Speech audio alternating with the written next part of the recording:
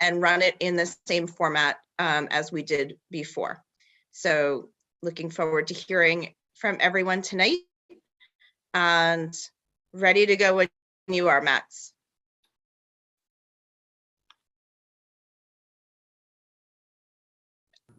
Okay. Are we good? So we are good now. Okay, excellent. Okay, so if we do not have members of the public here yet, looks like we have one attendee. Oh, Bob Espier needs let into the meeting. I've promoted him. Okay. Yeah.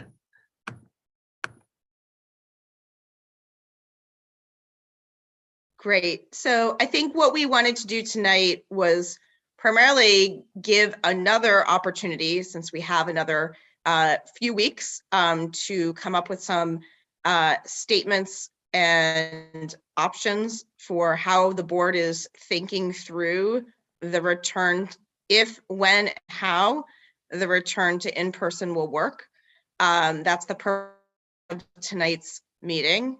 I've circulated, and it's been publicly noticed, the agenda. There's also been publicly noticed, I think, over several different portals, very much trying to get public input on this. We've held at least 2 public meetings to date. This is the 3rd one. And then we've held one just within the task force. So we have given the public a lot of time to think through this. I hope we will have some more people joining tonight. I know many of you have done individual outreach to try to collect feedback from the community and from the public on their views and feelings. So with that in mind, what I'd like to do is maybe start off, and Max, I don't know how long, are you with us for the entire time, or are you yeah, I'm kind of back and forth between the other meeting, but this one is more important, and so I'm here for now at least, and I'll hop back over to that one.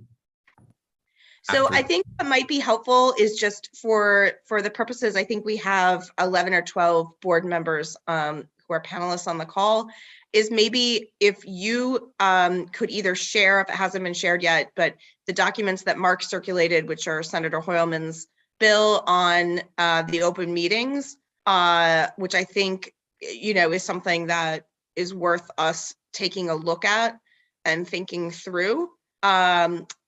I do think that comments tonight, and for the purposes of this conversation, we want to come up with our own sort of set of comments and feedback. Again, new things that haven't already been said. I know many of you have already testified and provided your rationale for if, how, and when we return to in-person, both for committees and for full board. But maybe we could start with that. And Max, I don't know if that's something you could share, or if there's any summary or any input or insight you have from sort of inside of government, what's been going on people thinking about how community boards are coming back. Sure. So I can share the actual update I have, which isn't a tremendous amount of new or surprising news, but we had Borough Service Cabinet this past Friday. And that's for those that don't know, that's the meeting with all the district managers and Mark Levine and Tricia Shimamura and those at the BP's office. And the general sense there is that they're going to make every effort possible to support any legislation or plans to allow for the continuation of remote and or hybrid, more likely hybrid meetings.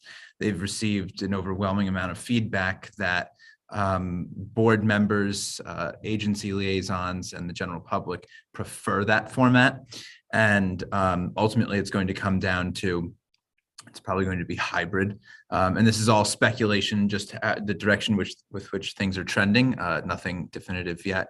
And so their next step is to really look at how they're going to provide community boards with the financial and staffing resources to enable this to move forward. I think, speaking from just my personal perspective, the equipment in here is good and it's been helpful, but for those of us that joined during the steering committee meeting or other meetings that we've held in here, the camera over there kind of really is pretty far back and the view just isn't so good. We do have the one owl equipment that would sort of ameliorate that issue that we're still trying to figure out how to use. The idea is we might need a few of those or to reposition equipment over here. So there's the financial aspect of the tech piece of it, and then there's the actual staffing. As you know, I'm accustomed from working at CB8 to staffing every single night meeting, and so I'm certainly comfortable doing that, and providing support to the co-chairs and running the meeting more or less once we are back in a hybrid format. So, but the borough president's office, all that to say, they're sort of looking at how they can better support financially and with staffing resources on that. But they're really looking at how to make it a permanent solution. Thanks, Max. Thanks for that update. Sorry for my voice, guys. I actually am the one who has a cold, not COVID, but a cold. So sorry if I sound a little hoarse. So look, I think what we wanted to do tonight was, there are a number of folks who are on this call now who I think have not contributed to task force discussions and would love to maybe hear from them first for a couple of minutes each. If we do get somebody from the general public who joins, then obviously we'd like to hear from them first. The way we had run this in weeks past has been to first focus on full board meetings and how we think about returning to full board meetings, and then looking at for board members and for the public, and then looking at committee meetings. And I think something that Max has said that I learned from the last meeting of being in the office, it sounds like there seems to be maybe a bit of a short-term, long-term between the full board meetings returning in person, which I think could be more easily done, versus committee meetings, which require the use of the board office, which both for technology and for just I think overall people's concerns about public health and other things, that might require an added level of consideration. So I wanted to try to split up the conversation tonight to really first focus on full board meetings, which, as everyone on this call knows, occur once a month in largely public settings. And again, when we all signed up to join community boards, the requirement was that we join, there was not COVID when most of us joined Community Board 7. So the expectation was we would attend in person 1 full board meeting and 2 committee meetings as part of our responsibilities that we took when we accepted the role of being a community board member. I think clearly the events of the last 2 years have caused us to rethink that a little bit. But what I really wanted to do tonight was focus in on coming to some closure on how we as a board and how we as a community feel about full board meetings, and then how we feel about committee meetings and how those should be conducted in person or virtually. So we're going to start for about 20 minutes with a discussion about the full board meetings. So I'm happy to take any other feedback. I know many of you have already contributed, but I can go in the order that I'm seeing hands raised. I see Jay, whose hand is raised first.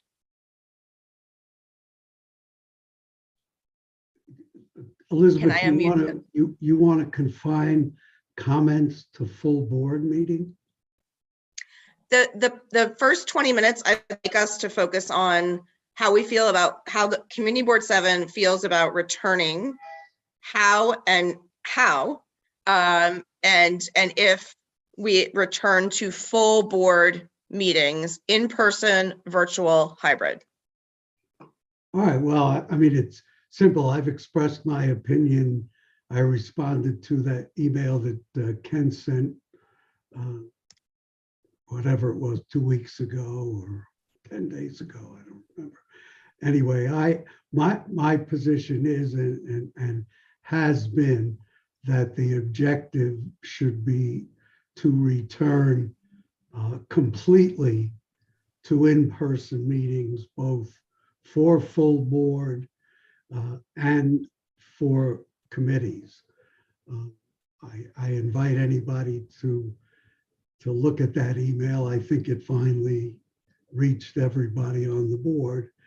And so the only outstanding issue for me would be participation by the public.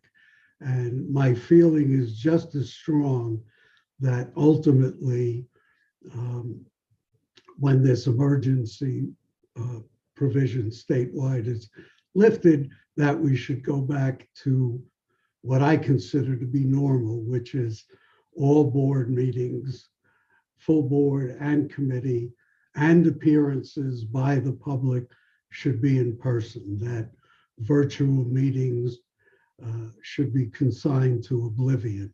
I gave my reasons for it, and there are several. First of all, I believe that board members, when they applied for and were appointed to this board, committed to these meetings.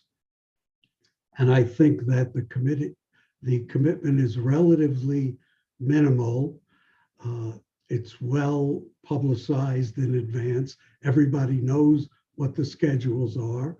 And if people once a month or twice a month or whatever have to make personal arrangements to attend those meetings, then so be it. And I feel the same way for the public. I think if the public, if any member of the public has feelings or position on an issue that's before the community board, the full board certainly meets once a month.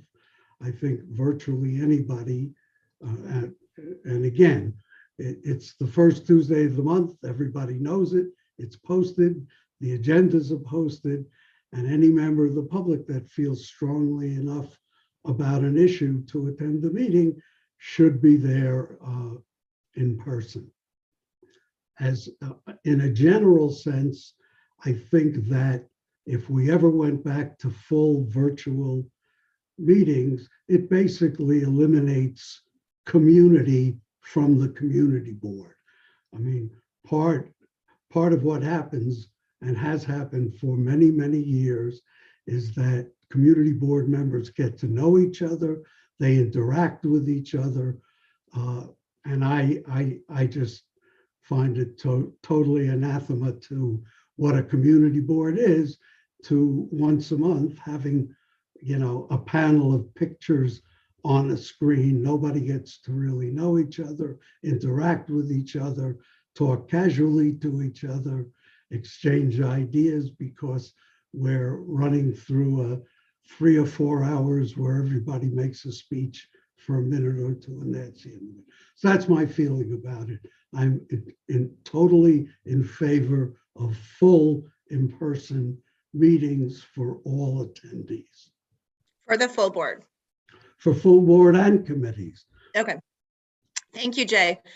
I just want to acknowledge that Susan Schwartz is on this call, I believe. Susan, I'm not trying to call you out. This is a positive thing. But Susan chairs our bylaws committee. And I think one of the things I've learned from steering committee and other discussions in recent weeks has really been, there's a possibility we may need to change how we're looking at our bylaws and how we're looking at participation and what that means.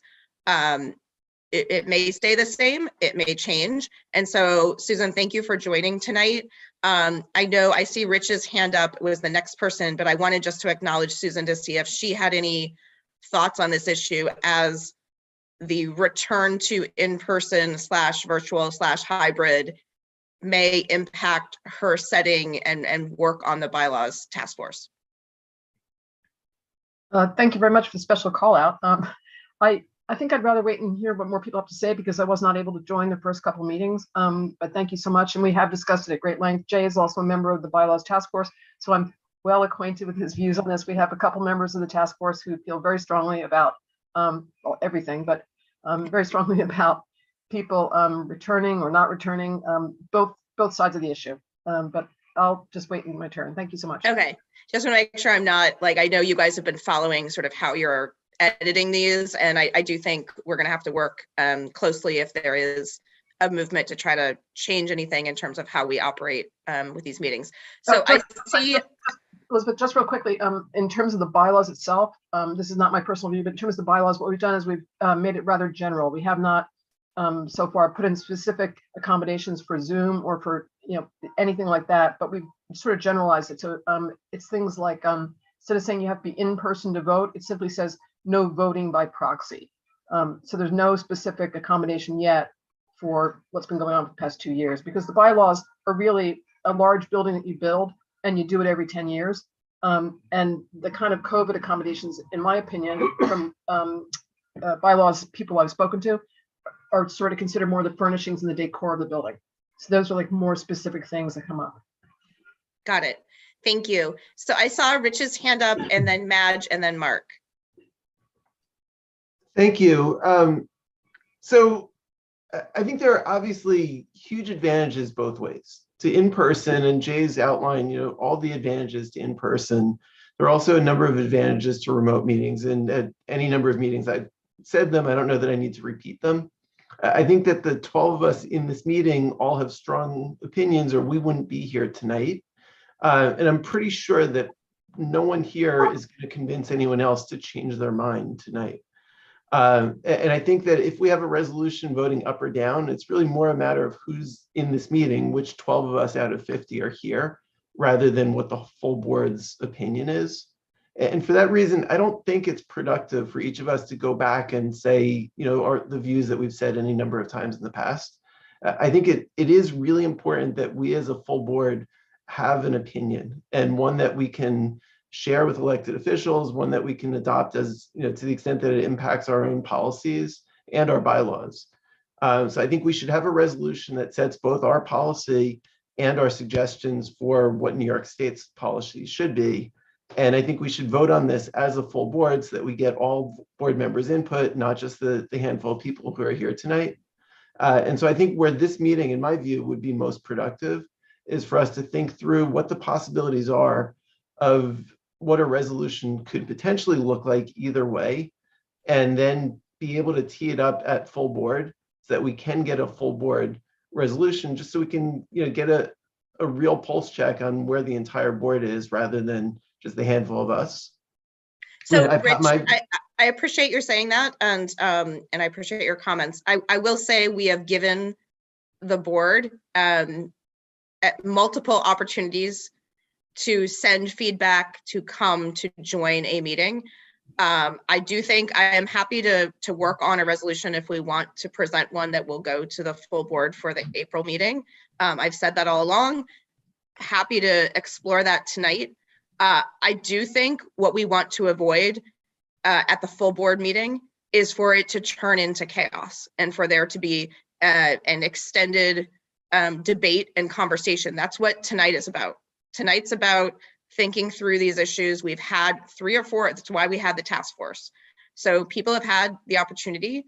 They've had an opportunity to send us feedback online. They've had an opportunity to attend a meeting, and they've now had an opportunity to show up at any of these public hearings that have been duly and thoroughly noticed. And I don't think there's any question that anyone can raise about them being duly and thoroughly noticed. What I think we need to do is come up with some suggestions tonight. That's what my job is, to collect all that feedback and work with you all if you want to do a resolution, propose it, coming out of the task force, and move it to the full board. So I hear you, and I think that makes sense not to have full board turn into a committee discussion. Given that this is an ad hoc committee and it's not one like any of our standing committees where it's set members, and it makes sense that for those other committees, it makes sense that if something doesn't pass committee, it doesn't get voted on in full board, because we trust the preservationists to know what they're doing with preservation, or any other committee. But what I might suggest here is that we come up with 2 resolutions, one pro, one con, and then maybe vote on both of them, so that we're not turning full board into a committee where we're debating it for an hour, but we're also not deciding, not having a handful of people decide on behalf of the full board. Sure. So again, I think you could do that. I think that's an interesting suggestion, but I think making it pro and con implies like a positive and a negative. And I think one of the things we're trying to discern is, should we return, and how do we return to full board meetings once a month? How and when or if do we return to committee meetings, which again, I do not think that our bylaws are changing to the point where we are still required to participate in 2 committee meetings a month, in person / virtually now.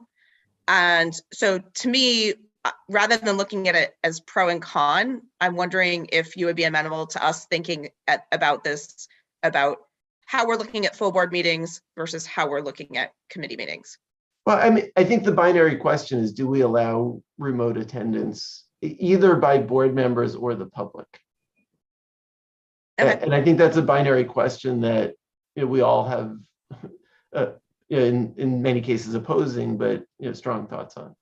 Yeah, and just to close out your thought on this, or just how we resumed things the last time we all met for this task force, I think we were in general agreement that the public needs to have some sort of a virtual option for attending community board meetings.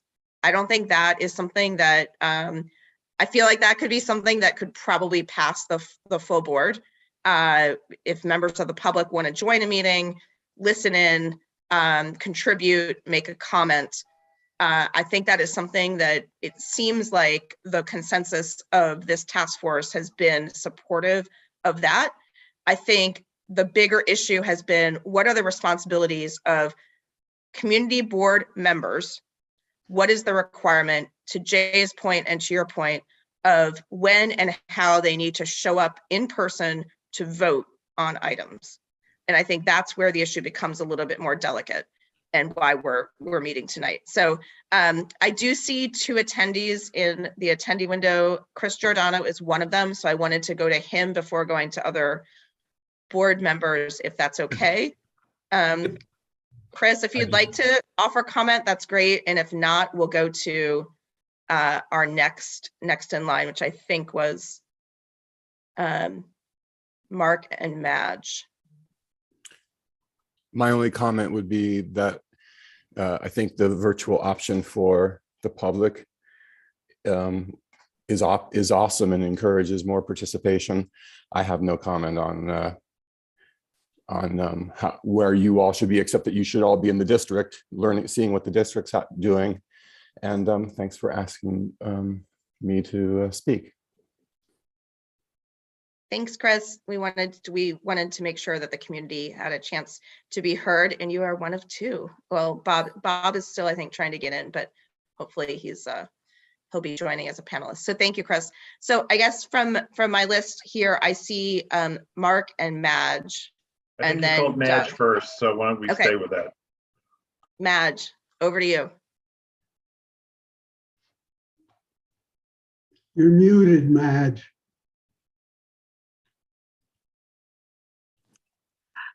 You pretty much answered my question. That was about the public. My opinion was in agreement with what Chris just said, that opening the virtual to the public, I think, would be great, because there are a lot of people who would like to come to a meeting but can't, whether it's physically or whatever's keeping them.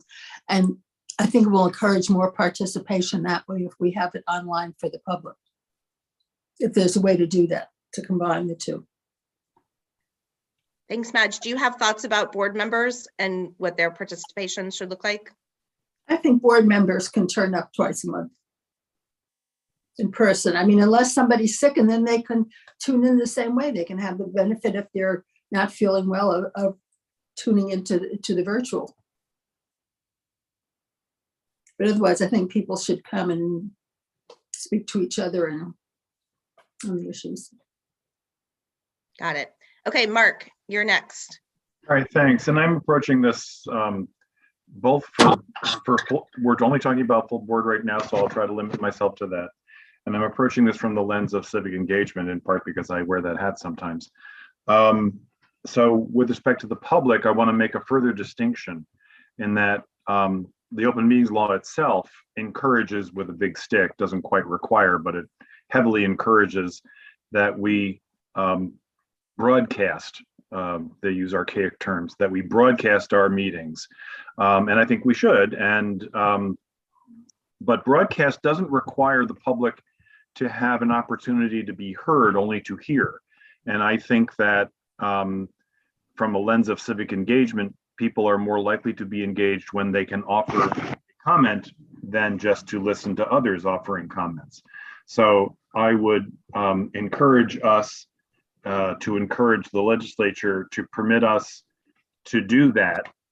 And I would encourage our bylaws to permit us to do that. And that, of course, is a function of technology as well as of the will of our board.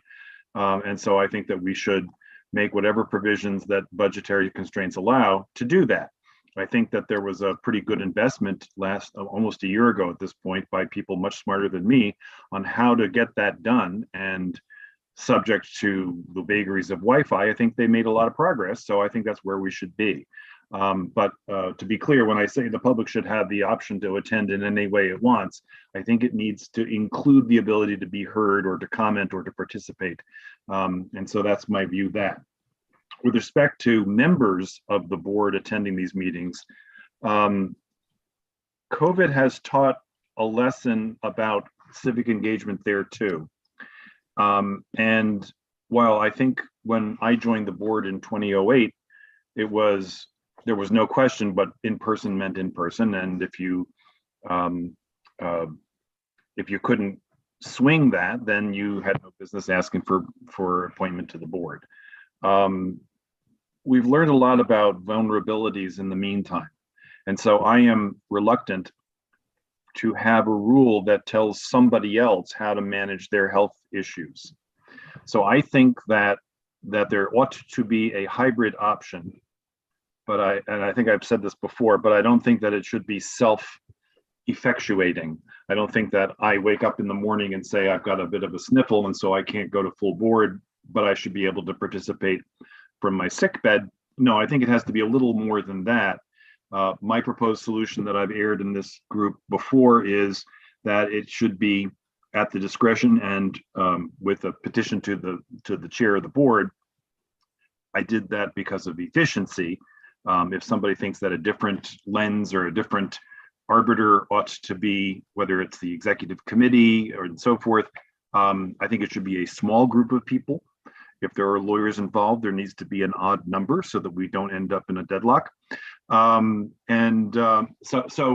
some kind of review, short of a doctor's note or something that harkens back to middle school, but something that is a screen so that it doesn't become a de facto or a de facto default. It doesn't become the norm that we're all still on Zoom, but that option ought to be available to our colleagues, because there are some of our colleagues who have a variety of challenges that they either do or do not feel comfortable airing in a larger setting, even one as small as this. And I think that we encourage participation from folks who are not currently members of the board by providing that opportunity. I'll tell you, I'm on the Civic Engagement Commission, which is a citywide commission, and there are folks who have mobility challenges on that commission. Thank God for it. And they bring an incredible perspective to everything that we talk about. And dragging them to an in-person meeting, in this case, since it's citywide, from the Bronx, from far out Brooklyn, that's a big haul.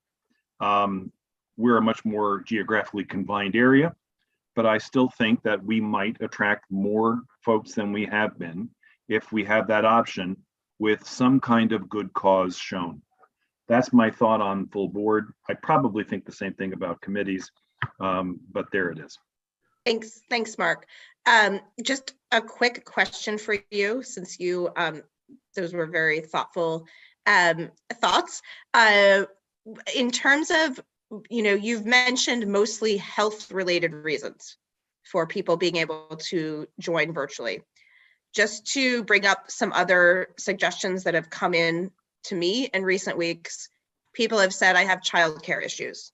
People have said, I don't feel safe walking to the full board meeting.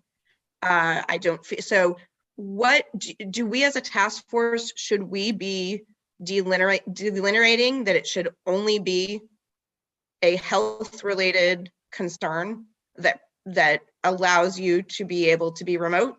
Or do we need to open it up to sort of anyone who has any concern about being at a full board meeting. So shame Because I on you think for not thinking about that's what I'm really childcare. wrestling with right now, as, what constitutes that? And is Stephen Brown going to have, the chair of the board going to get an influx of, well, I'm going to be on vacation, or I'm going to be, it could range from any number of things. It could range from very serious concerns to sometimes maybe not. Maybe somebody really wants to be at a full board meeting to vote on something, but they have a really late work meeting that they're not going to get out of in time. Do we then allow them to join virtually? Or should Yeah. it be solely health related? That's, So shame on me for not thinking about some of those others.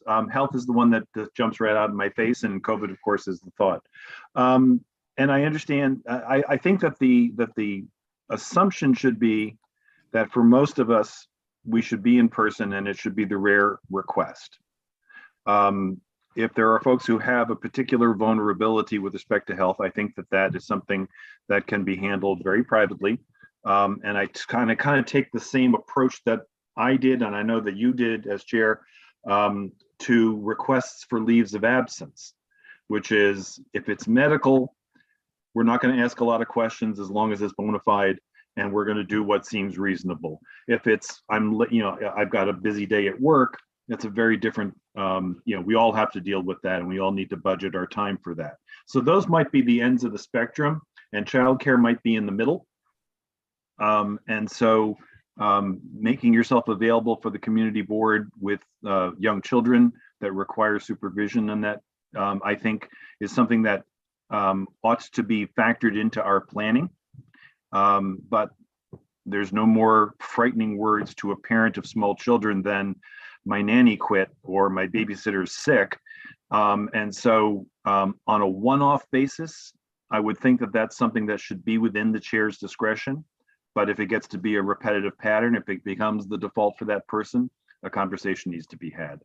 I think that I kind of take the 35,000 feet approach that I think I understood Susan to say about the bylaws, and that the nitty gritty has to be day to day, and shouldn't be codified because it gets tricky. I think that provides for the spectrum of possibilities without locking anybody into anything that's unworkable. I hope that answers your question. Yeah, no, thank you. And I just raised it for the full task force just to be factual in what has been presented to me in recent weeks. One question, I guess, for Susan, I hate to keep putting you on the spot, Susan, but since you're so close to the bylaws, I wanted to ask, and perhaps Max, is just, if I understand correctly, when we, as it stands right now, when we all joined Community Board 7, the time commitment that was involved was to attend a full board meeting in person, as well as 2 committee meetings. That's correct. Thank you, Elizabeth. That's correct. If you are just a regular member, if you're a co-chair, then you're only required to attend full board, your committee meeting, and steering. So one of the things that comes up a lot in the bylaws task force is discussion about attendance, because that's one of the really concrete ways that the borough president and the city council members decide who can be renewed as a board member, is based on attendance. So we've spent some time talking about how to make sure that that information is accurately accumulated. Right now, there's been an issue with Zoom of, is someone actually at the meeting if you don't see them, or are they actually at a movie? Are they actually doing your laundry? What constitutes being at a meeting? One thing I'm very concerned about is that our community board would try to pass a resolution or try to influence open meetings law, which is actually a law that's passed in Albany. Because we can have a view on this. I mean, I guess I'm concerned that we would. It's one thing if we want to lobby with our elected officials to advance our own personal views on this, but I don't see any scenario where our community board can decide we're going to do X, Y, or Z about this if it's in conflict with what Albany says. If open meetings law remains the way it is, and they don't extend the emergency situation, then we are required to be in person to vote. I will say from a personal standpoint, I have some health issues that make me scared to go to a meeting. I've now had COVID, so I'm less scared. I do share the concern about coming home late at night because I live at an intersection, which everyone has heard. It's called the bow tie of death. And it upsets me to think that I would get killed by, some sort of vehicle, whether it's a bike, an e-bike, or a car, late at night, coming home from a community board meeting. That would be pretty bad.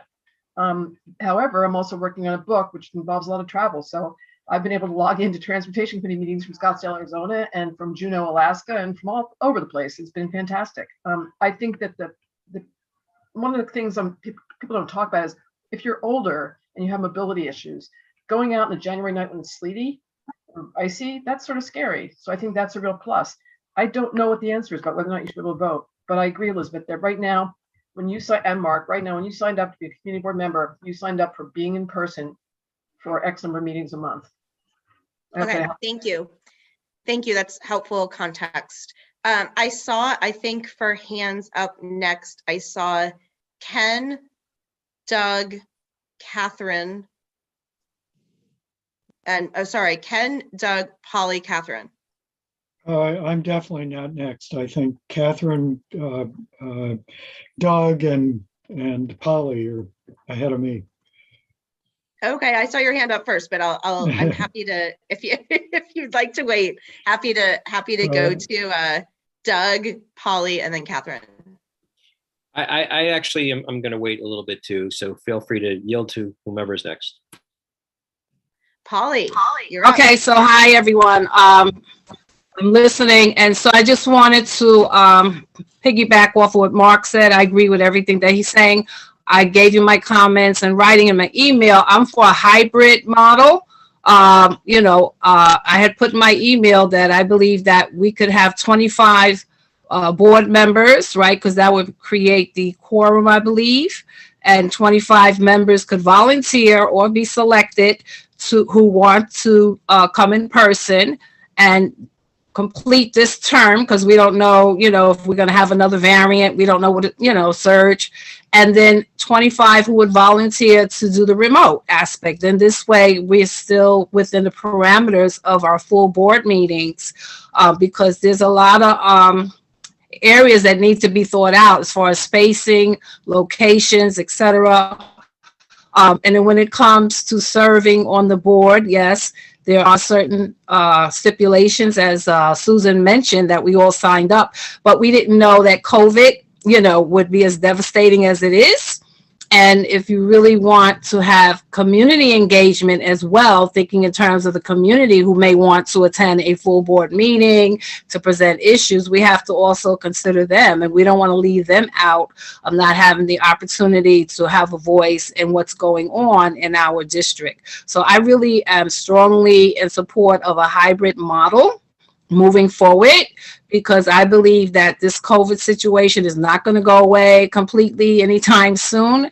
And so we have to prepare for these scenarios. We can't go back to the way things used to be. So we need to, again, change the way we do business nowadays. And maybe we do need to speak to our elected officials about how we're going to adapt this new reality that we're in right now. So that's my contribution to the conversation. And I'm hoping that, when you speak to the chair or to the other members, that we look at that, the bigger picture, because, every entity, every organization is having the same discussion, and they're changing. Even corporate America is modifying how they do business, because we're in a new reality now. We can't just act like, we can go back to the way things used to be, and we need to be prepared for the what ifs in life. So that's my position. Thank you, Polly. Could I just follow up with a question just as we get input about these things? How do you feel about being sort of the voting process and being virtual for that versus being in person at a full board meeting?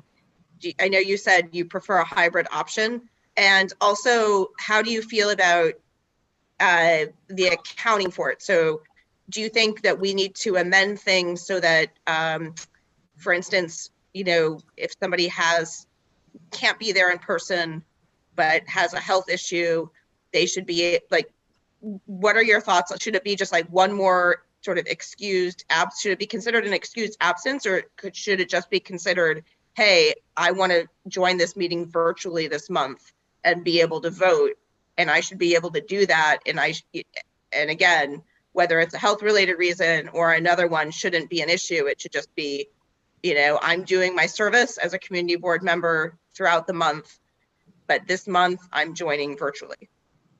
I think that it should be approved by the chair of the committee or the full board in advance, because you know more or less what your schedule is ahead of time. I think that's an option that we all have. If it's an emergency situation, then that's different. Again, we're still notifying our prospective chair of the committee and of the board. I do feel that the voting process that we have utilized in the last 2 years has worked. Okay. We have opportunities to have discussions if we want to. I'm just concerned again that I feel that we're not out of the woods yet. So we need to come up with a plan B. We can have both, but I feel that it should be discussed. Again, depending on if there's no variant, there's no surge, again, then I feel that it's safe to say, yes, we can meet in person, but we don't know that. We don't know if the infection rate will go up. Everything is trial and error right now. So I just feel that, for instance, if I'm not able to attend an in-person meeting and I have been online, you can see my face. I'm contributing to the conversation. We're typing in our attendance in the chat. We can set that up as well. Okay. We haven't had any problem with voting that I know of during the virtual platform environment that we've been working on in the last 2 years. So I feel that it's a work in progress. I think it's great, that system. Also, I just want to bring it up, the fact that you have commitments. People, you have your younger board members too, that may be in school, and they might have a commitment where they have to take a test that day, and they're going to be on Zoom as well. It has been overwhelming because sometimes meetings, 3 or 4 meetings are scheduled at the same time.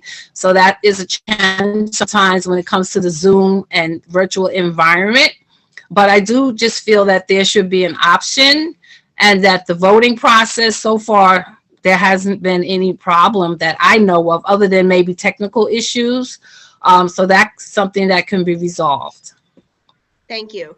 So I'm going to be a little provocative here, because one of the things that I always thought about community boards when I joined in 2010 was that everyone on this call is giving up, prime early evening hours to be on a Zoom call with all of us, right? We're giving up time to join a meeting. How you spend that time, to me, whether it's over Zoom or in person, or working on a project, or going out into the community to doing something, is something that should be noted. It's really hard to quantify because it's something that you can't, it's really your vote. When you get appointed to a community board, you're appointed because you're going to be taking votes on things.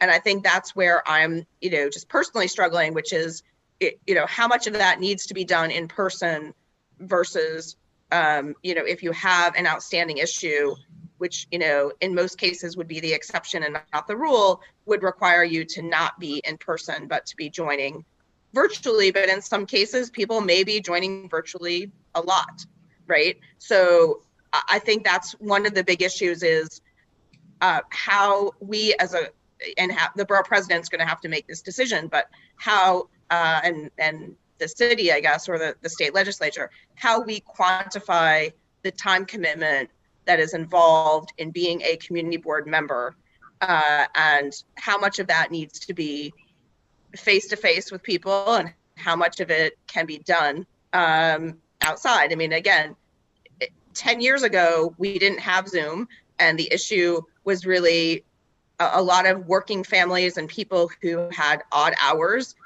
wanted to work on projects but couldn't show up for a committee meeting twice a month, right?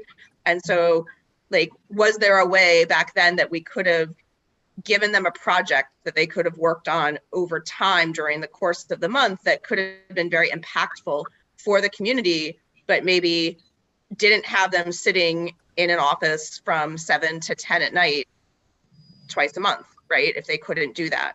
And so I agree with, I think, what the consensus of what most of the task force is saying, which is that we want to provide options to allow for the maximum sort of community input we can have.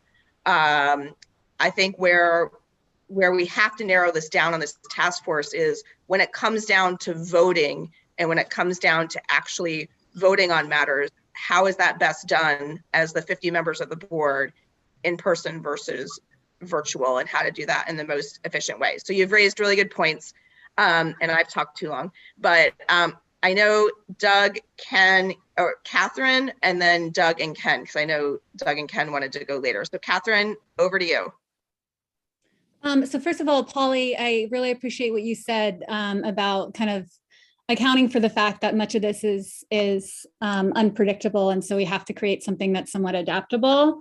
And Elizabeth, I just want to say that I really appreciate how you're facilitating this meeting, the way that you're kind of calling on people and then getting feedback from them and then asking more questions. It feels very interactive. And like there's a tone to the conversation that's really problem solving. So I really appreciate that, and everyone's hard work on the task force. I think anything that improves accessibility for the community and for people to be able to participate on boards is good. And so if the hybrid model improves accessibility both during meetings and then also making meeting available online after, any kind of improvement to accessibility is positive. I also 100% understand the responsibility of showing up and being present for meetings, of accounting for other contributions that are kind of offline, and the importance of togetherness for the community.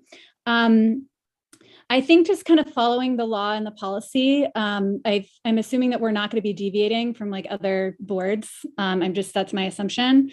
In terms of making, to build on what Mark said about health, I think we have to keep in mind that for this specifically, I think there's all kinds of considerations for approving accessibility for parents and for people. But the meetings went to Zoom specifically because of COVID risk and risk to health and life. And I think that there are standard criteria for determining kind of risk and vulnerability to COVID. The CDC has like a very long list. It's evidence-based. I think just leaving it up to the discretion of a chair or a committee could be problematic when it comes to fairness. And so if there are, with whatever policy is decided, if there are health exceptions, and then there should be exemptions 100%, I think those should follow standard criteria. And I don't think there should be one person or one group deciding that for individuals. I think it should be more standard than that. The last thing I want to say is that I don't think there's any harm in giving the full, as Rich was saying, in giving, I totally respect the work of the task force. I don't think there's any harm in giving the full board the opportunity to kind of have voice in whatever we decide or whatever position we take. I just want to throw that out there without knowing much about the work that's happened so far, and with a lot of gratitude and appreciation for what everybody's doing. So that's all I have to say, and just a very enthusiastic thank you to Elizabeth and the task force and to everybody here for sharing your thoughts. Thank you, Catherine. So I see next, and again, I don't know in terms of questions, I think the point you raised factually is a good one about the reason that we started this task force at all was largely because we're coming out of a COVID era, and there were largely public health reasons why we went to virtual meetings. It has opened up, I think, a bigger question, and I think the workforce, throughout, not just throughout New York City, is dealing with this. It's not just community boards, right? They're dealing with how they are returning. And it took the public health crisis to make people realize, like, okay, maybe there are new ways to thinking about how we work. You can argue that there might be a difference between a volunteer community group where you make a commitment to doing, a certain amount of time in your community versus remote work. But there are a lot of issues that overlap, and I think you raised some really great points. So thank you very much, Catherine, for that. So I see if Ken and Doug still want to go a little bit later, I see Clary and Barbara as the next two people. Elizabeth, I only didn't want to go out of turn. I didn't want to go last. And Okay. Elizabeth, you keep talking about the hands that you see, just reminding you, my hand is also up. Yes, and you've already spoken once, so I'm trying to get people who haven't spoken for the first time yet. So can I go? Yes, Or should I go? Okay. great, thanks, Ken. Okay. First of all, speaking of remote meetings, I think I want to be where Paul is apparently. But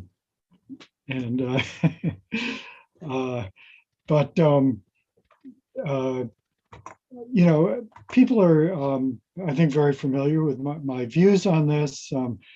And I agree with Mark that I think I very much agree that in the abstract, in-person meetings are preferable. But I think there are circumstances where people can't do it in the abstract, and certainly in the age of COVID, there are numerous good reasons why many people on the board should not be required to show up at in-person meetings. So I think a good compromise, all things being equal, is to have some provision in the bylaws where we allow people, we sort of have an exemption. And I'm not sure that the chair should be the person who makes that call. And I agree with Catherine that that maybe there should be sort of a COVID clause or a pandemic clause or something like that when we're in a situation like this. But as Polly says, you know, we're in a new reality now. For instance, you know, we're in a very fluid situation. When we last met, I think it was on the 8th, COVID cases in New York City, according to the New York Times, were at about 1,600 a day. Now they're at about 4,300 a day. And there are some signs that there are other worrying signs about this new variant. But before we can do anything, you know, in terms of changing our bylaws or, you know, deciding on how we want to structure things in terms of allowing people exemptions, we need to have the power to do that. And right now we don't have the power to do that according to the open meetings law. So it seems to me the first order of business for us is to declare as a board that we feel that boards like ours should have the power to make our own decisions about whether to when it's prudent to meet remotely, when it's prudent to have hybrid meetings, when we should meet totally in person, or what the exception should be. And right now we can't do that. I would, I mean, yes, there is this open meetings law, but there is legislation before in Albany that would amend the open meetings law. Our borough president supports it. One of our council members is the prime sponsor of the Senate version of that. I think the first order of business is for us as a board to vote up or down on whether we support that legislation, which is very simple. Just give boards like ours the power to make our own decisions on this. And then we can turn to our bylaws and work out the fine tuning. Thanks, Ken. I think we're open to considering the task force doing a resolution that could go to full board about that matter. I will note, and this is a matter of fact, this is not a matter of opinion, of my personal opinion, that in the op-ed that the borough president and the sponsor of the legislation, one of our state senators, did write, did reference things beyond COVID as reasons to have a hybrid option. And they referenced one of them, I believe the quote was, "You should be able to cook your dinner while you're at a board meeting." Or I think, yeah, they meant participant, a community, not board members. Yep, but it was, yeah, a community meeting. So Mm. I leave that there as sort of, I think the board tonight has been talking, the members on this call have been talking about really sort of exceptions and not the rule, and not, I think I personally saw that as something that was, it was a little jarring to me to read that comment. I think what they were getting at was a really good point. And I think if the option on the table tonight is to think through a resolution, we should move in that direction as a task force. But again, I think we have an obligation as the board to compile, I think, what have been really reasonable comments by everyone tonight on this call, and help guide our elected officials a little bit more about why we think it's important that there be a potential hybrid option. And I think we've indicated a lot of those things tonight so far. So I think I want to take the remaining people who have not spoken, and then if we want to proceed with moving forward on any sort of resolution, I'm happy to entertain that tonight. I want to go again to the people who have not spoken yet. I believe that is Clary and Barbara and Doug. Doug, I know you were the most recent person that I saw with your hand up, but you wanted to wait. Do you still want to wait, or would you like to speak now? I'll speak now with the risk of kind of free associating a little bit. I want to say that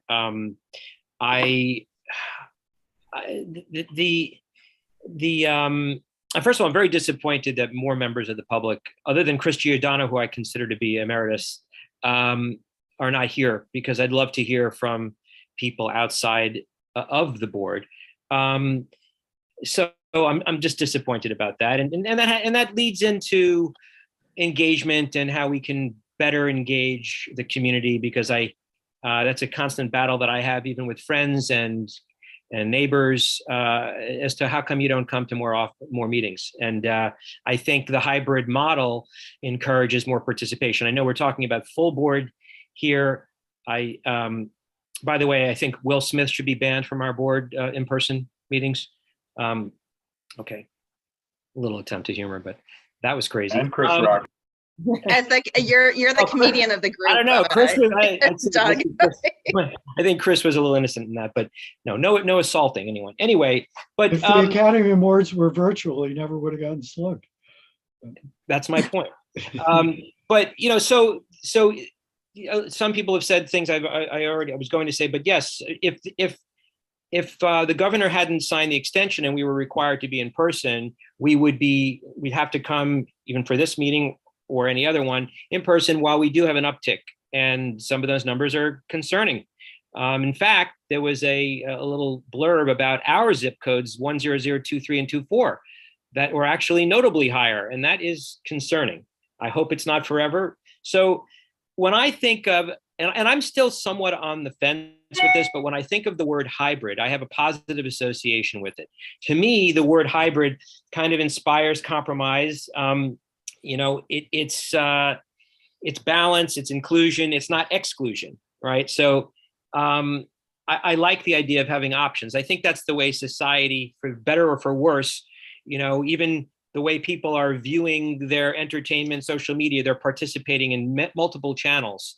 And I think the omni-channel is what's happening now. So basically, like I said, I am free associating a little bit because, and that was one of the reasons I wanted to go later, because I do want to hear what other people have to say. Getting an exception from a committee or the chair, I understand that, but my concern is that it would create a de facto calling out of somebody. So for example, if someone requested to be present virtually, and the rule was that they had to have had an exception, everybody would be staring at that person knowing they had an exception. And it may not be anyone's business, but I kind of like the idea of a more universal that we can all either be virtual or not, as opposed to getting special permission and then wondering, why does that person have special permission? I do want to just say, to Jay's point earlier, being in person, there's nothing better than that, but our reality has changed a bit. And so I'm still in deep thought about this, about all other reasons, and I hope I haven't embarrassed myself by being all over the place, but I hope I shared a couple of things. Thank you. That was great and duly noted. Thank you. I think we'll go on now unless we have Clara and Barbara who have not yet spoken, and then we'll go to those who would like to speak for a second time. So maybe Clara, you first, and then Barbara. Sure. Well, I think we've all been saying versions of the same thing repeatedly over several meetings now. We're not hearing anything much new. But I'll say a couple things. I've probably been on the board longer, I think, than anybody else who's here. And for many years, while I was working full-time and had many other responsibilities, I made sure that I got to full board meetings and got to committee meetings, and I scheduled vacations around meetings, knowing that if I really, I felt and still do the responsibility. If you want to be representing your community, you should show up for that minimum number of meetings, which is basically 3.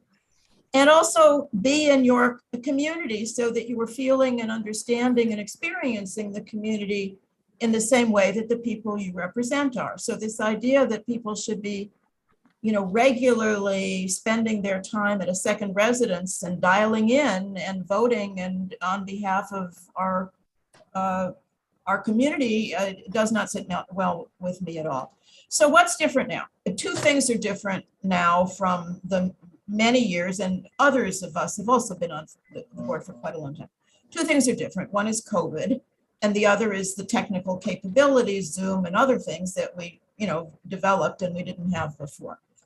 I do think that because of COVID, and in this regard, I have consistently, I think, agreed with Barbara and Ken and others who've spoken about in other meetings, that we do need for some period of time to have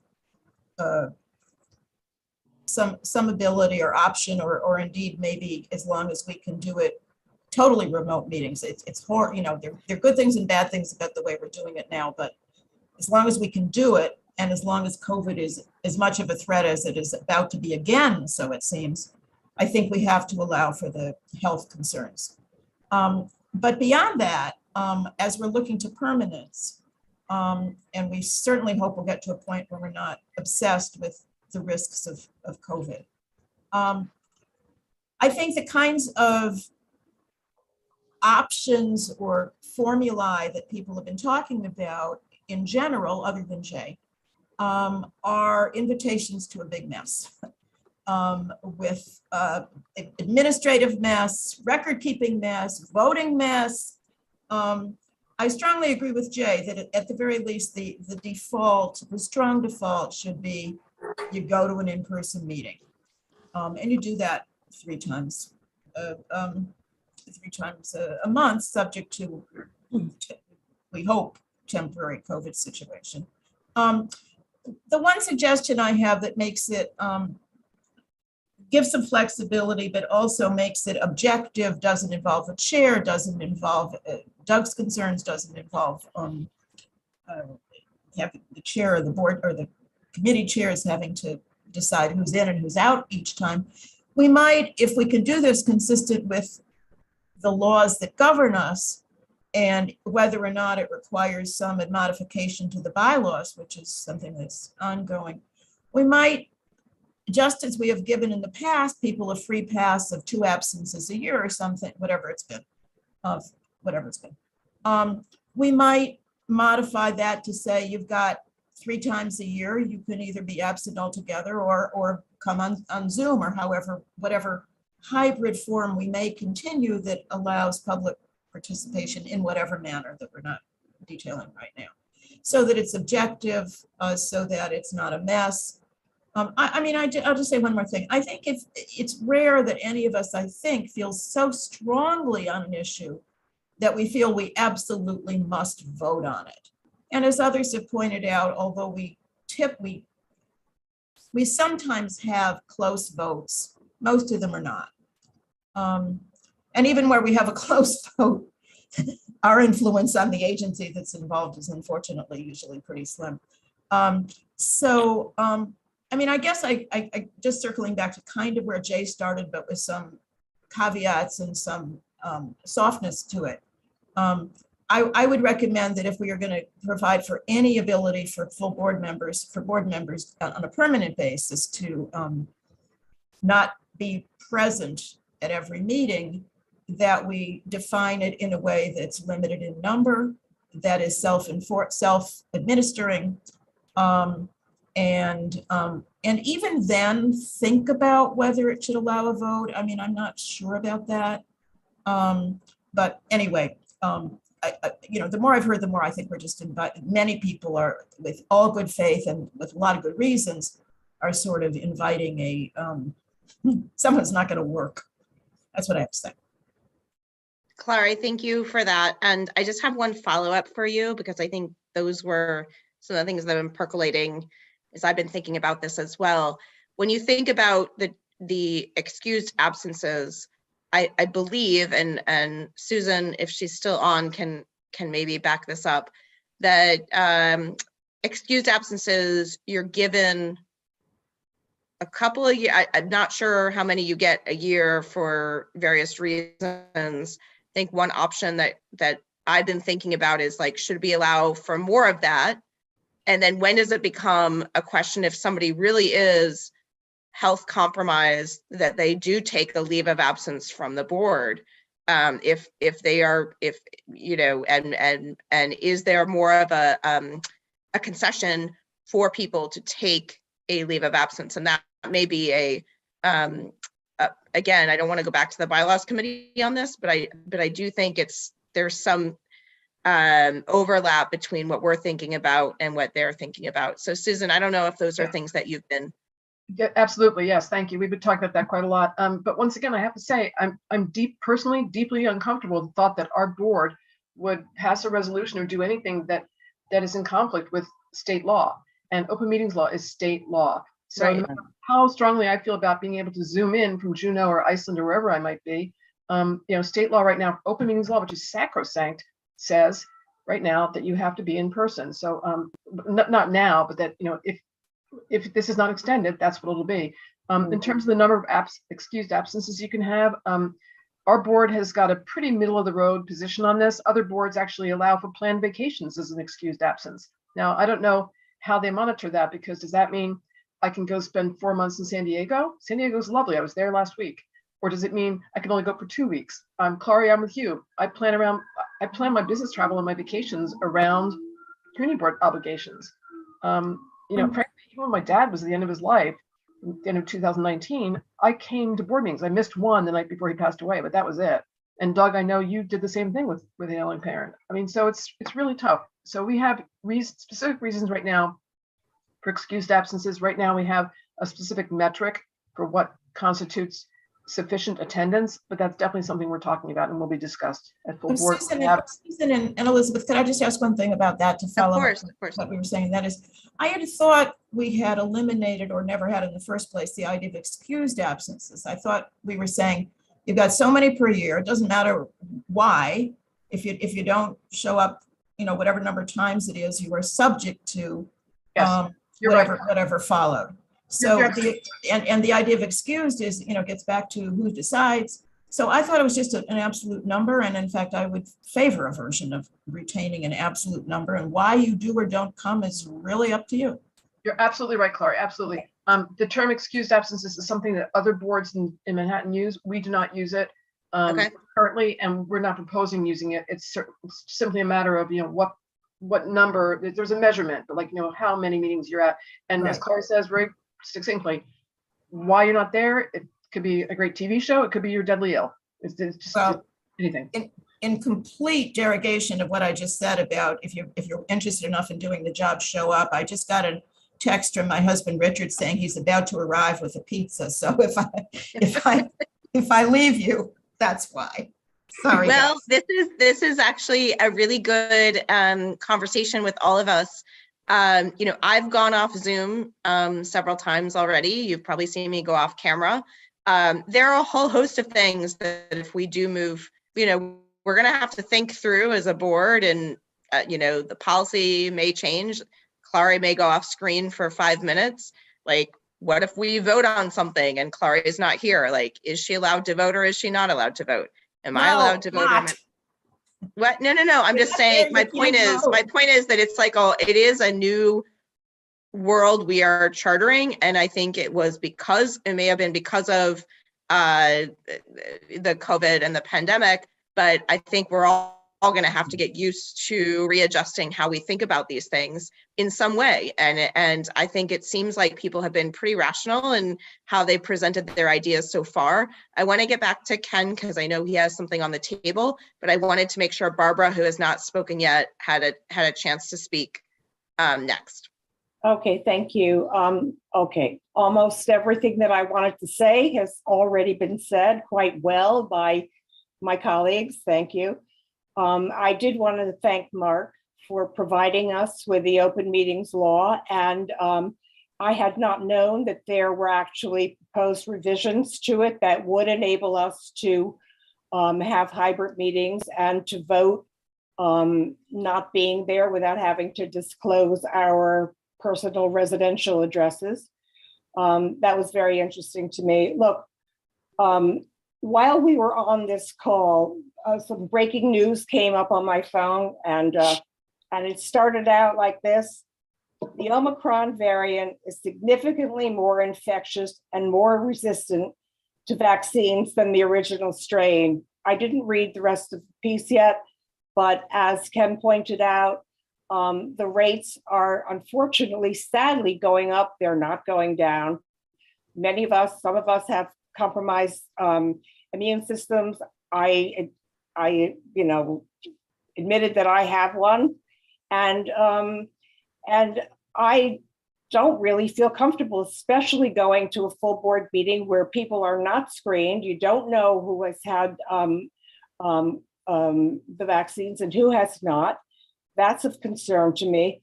I agree with Polly that I would like to see meetings be hybrid. I think that with Zoom, we entered a brave new world. We all use it quite well. We understand how to use it. It enables a lot of new people to come to our meetings and participate. I would like the option of being able to be on a Zoom meeting and conduct a meeting, or to be able to surely vote.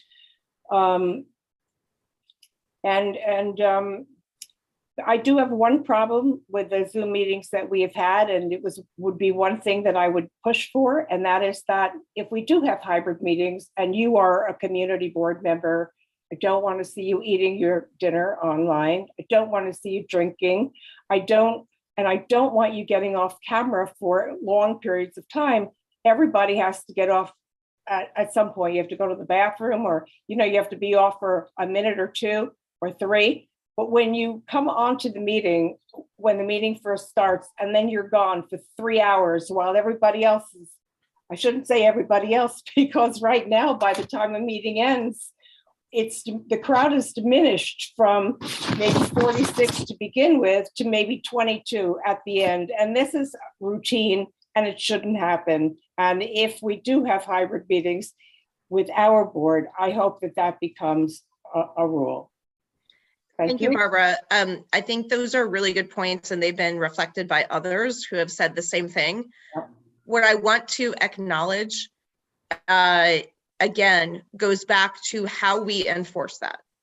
How that is something that we can say, oh, how do we know somebody is getting up to go to the bathroom versus somebody who's going out for dinner and coming back? How do we know? Like, it is incredibly complicated. And the question is that up to the chair to police?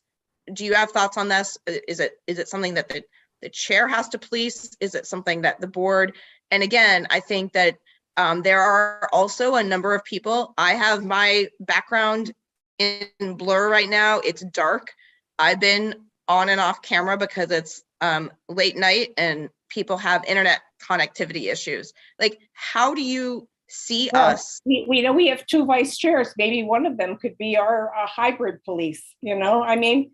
But what does that mean? Like, how are you going to enforce somebody if they're like, what makes it better for somebody who is fully into a meeting, but is not in New York City versus somebody who is on and off and dealing with life issues in their apartment in a given night? Like, who are we? Like, I guess the question is like, who are we to make those types of decisions? And again, I pose that as a question, not because I feel one way or the other. I think it's just really, really complicated in how we say, yes, we can have a hybrid option, but you have to be present But it and comes not down off to camera. engagement, Elizabeth. I mean, there's some people who just are not engaged, and it's quite obvious. They don't say a word throughout an entire meeting. And, you know, there's a difference. And it happens at the committee meetings very often as well. Okay.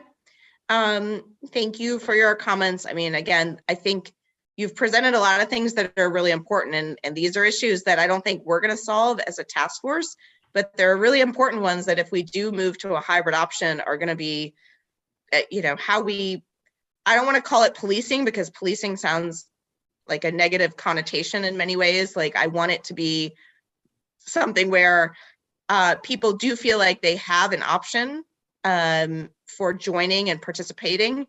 But also I think it does run us down a bit of a rabbit hole on how we think through this as a board and as a and it's not just us, it's the entire city and all the boroughs who are dealing with community board meetings over Zoom. So I think we've gone through all the folks. If there's anyone from Community Board 7 who has not yet spoken, please unmute yourself and let me know. Paul Fisher, I think, has not spoken yet and his hand is up.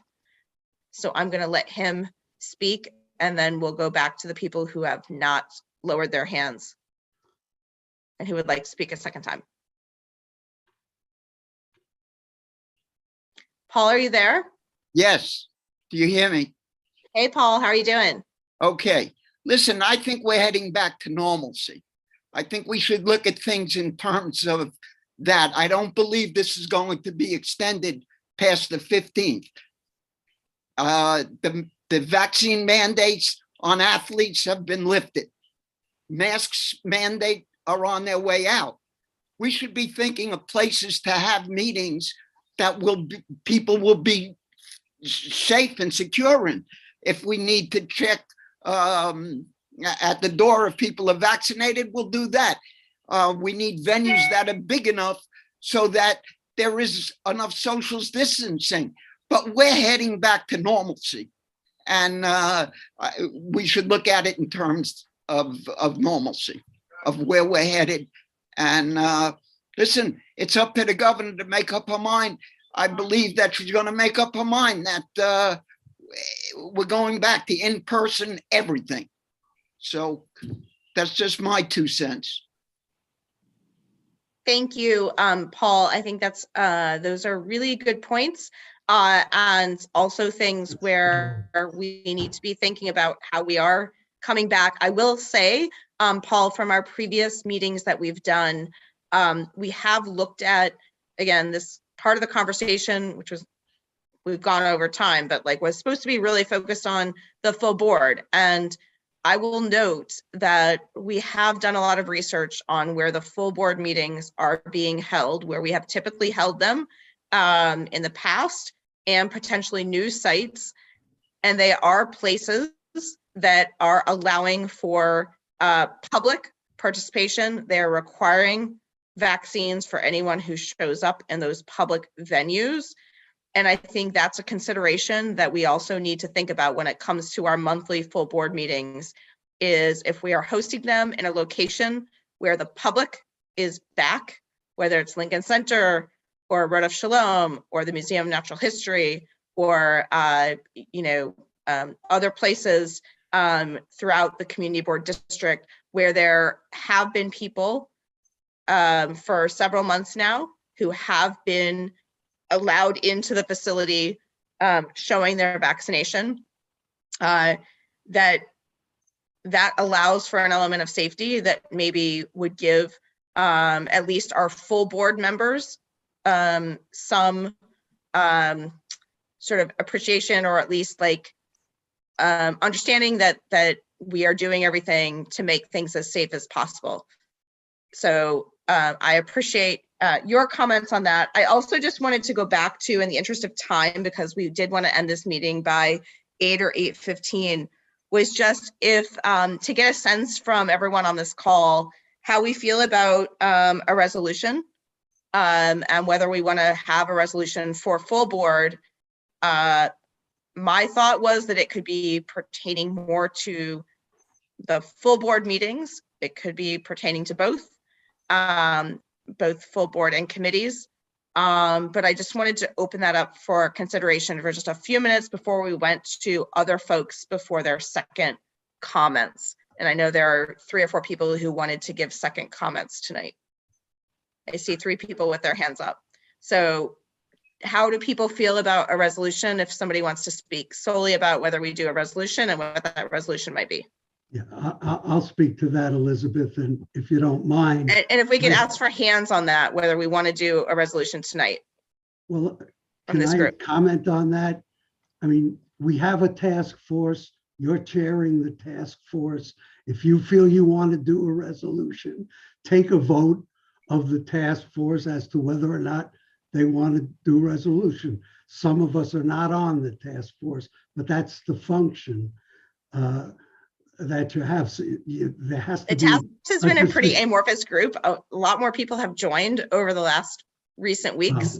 So I don't even know what would constitute a quorum for that. But I think I would just like to get a consensus from people, and maybe we lower everyone's hands. I don't know, Max, if you're able to do that, or if I can.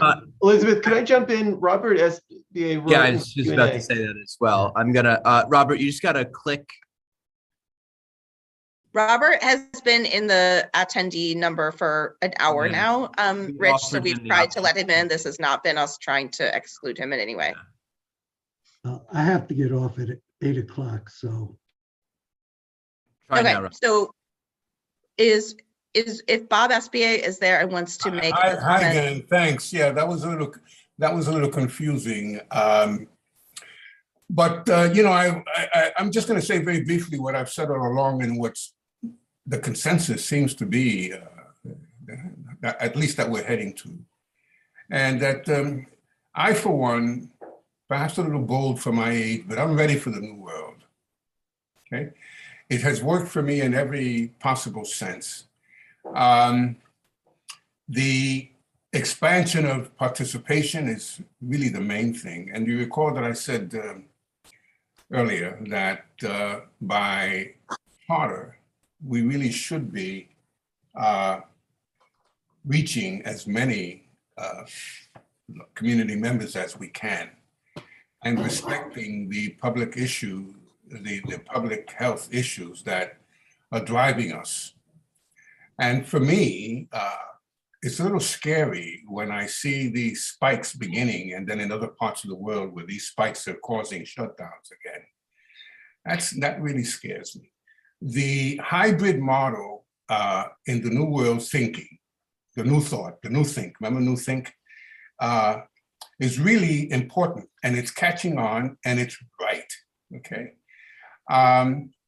The question of social interaction point that was made earlier is quite an interesting one, that to be at the board meeting, 50 people exchanging and so on and so forth, to engage in community. You're engaged in community day long when you go to the store, see? When you walk up a street where you can't, an elder person that has ambulation issues can't get through some Upper West Side streets because the sidewalks are broken. You're engaging. You're engaging when you talk to your neighbors, when you go pick up your kids, when you stop a street fight with school kids. So you're engaged in a community 24/7 at night when you're walking by some rumble outside your door sort of thing. So, and these are the issues that drive you to a community board. Okay, so so we're getting into another phase of adapting to the new world is defining presence. What is presence? That you can prove with a video that you were at a meeting, that you sat in a room, physically in a room, to risk your good health. See, so I think that the new world is begging the question, okay, what does personal safety mean, and what does safety for my family means, and what does safety for the community means? And I don't know that we can talk around the pandemic issue to any degree. If your sense of self-preservation is neurotically exaggerated, well, guess what? 20 years ago, you were neurotic. Today, you're not. In other words, that old adage, you can't be careful enough. And being careful enough doesn't mean that you're neglecting your role in the community, because the role in the community is being defined in a different direction by platforms. And I like to catch up with that. So I think, the conversation that you pull together Elizabeth, is, really very important. But as we keep talking, excuse me, thanks, Bob. The conversation continues to refine and to get us to the point where we have to face the reality of the new world. And we're here. Or the new world is here. Thank you. I think those are really good points. I think we've all acknowledged tonight that we are operating in a new world. What I would like to do to close out this meeting, because I don't want to go too far, a minute or two past 8 o'clock. We said this would be no more than a 90-minute meeting. I would like to ask if we want to vote on a resolution today for a full board. Are we ready for it? And if we are, I would like to lower everyone's hands right now. Max, if you could do that and lower everyone's hands, because I think people's hands are up for speaking. So I'd like to ask everyone if you can lower everyone's hands. Good now. And then I'd like to ask how people feel about presenting a resolution that we would send to full board. Good I have idea. a proposed resolution. Let's hear it. Okay. What would the resolution be? Yeah, I can explain. I don't think, this is, there is I'd hazard to say a consensus that of some sort that we need some sort of hybrid option, but the devil is in the details. And I'm not sure we're going to work out the details tonight, and certainly not before 8 o'clock. So as I said, the threshold question is whether we have the power to even hold hybrid meetings.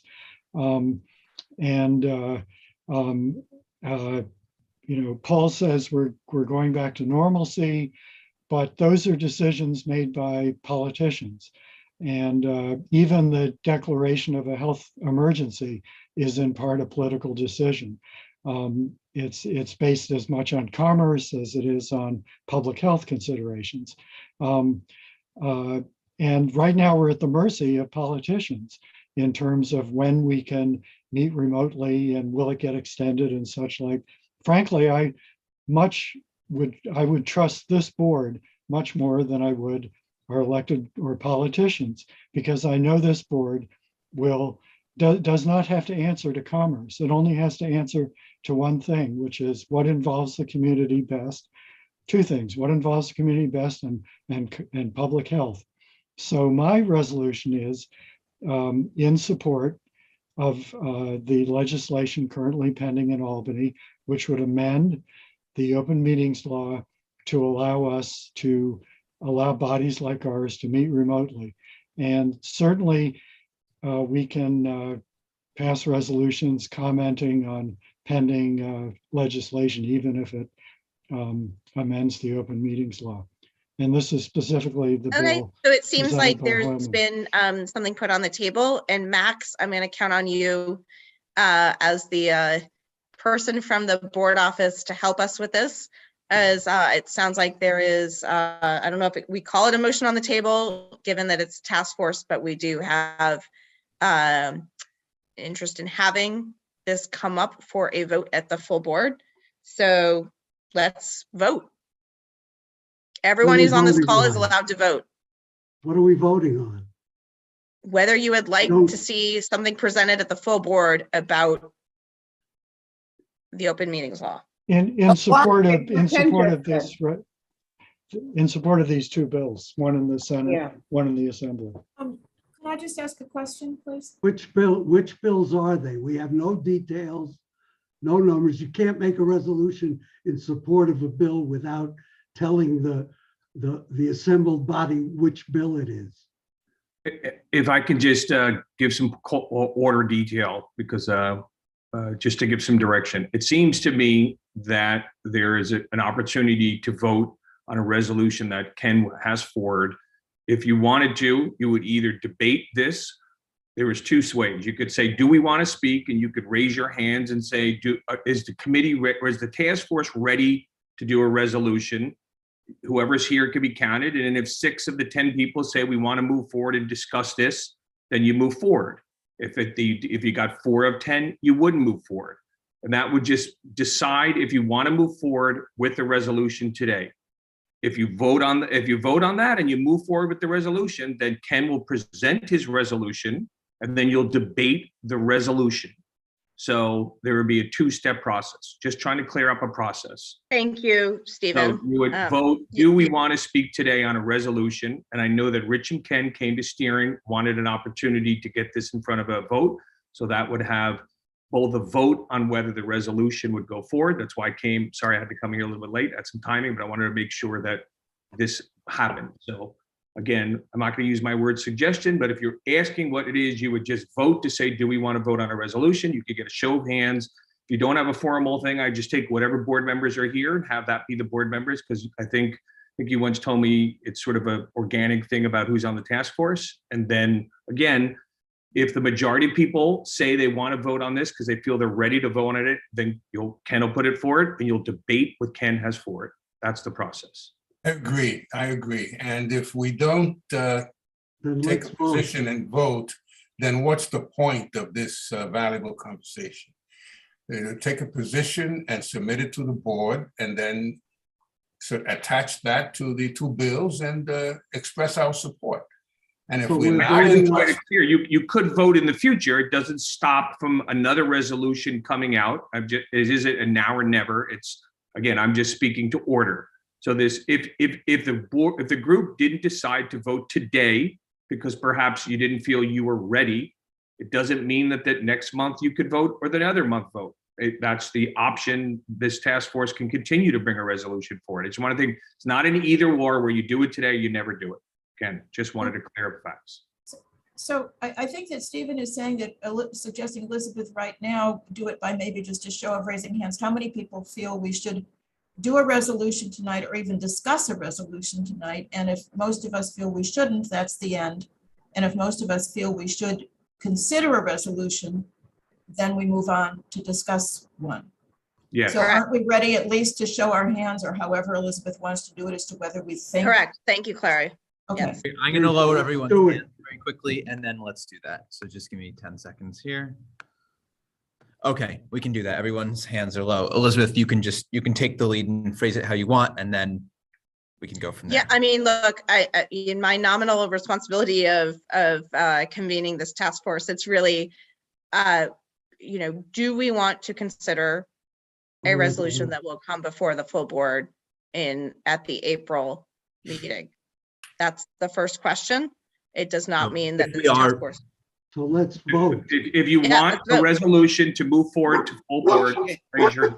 That's what you Call the can do. question. Correct. We are. And just to let everyone know, I'm abstaining from any votes today. I just came to help out if there was any questions about what was going to full board. And on this vote, it's raise our virtual hands, right? Or not?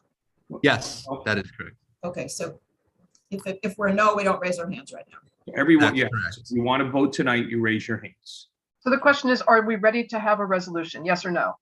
So the question correct. is, If yes, do you want to vote tonight on a resolution to go to full board? That's what you're voting on.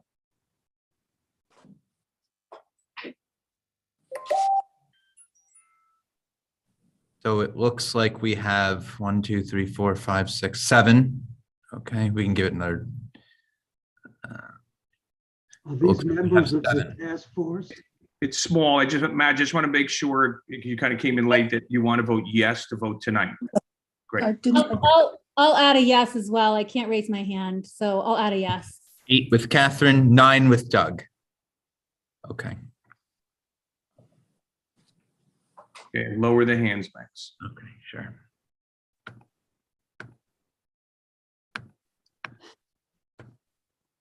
So it looks like we're moving forward. Well, you got to finish. Okay. Well, I guess you should just finish Does that it. mean you're going into now a full meeting of somebody proposing a specific Yes. language of a resolution? Yes, And and we've with a already gone full- over with a time, full so discussion I, and a if I could jump in here. I do think it seems like people would like to draft some sort of a resolution to go to full board. I think we need to consider that now.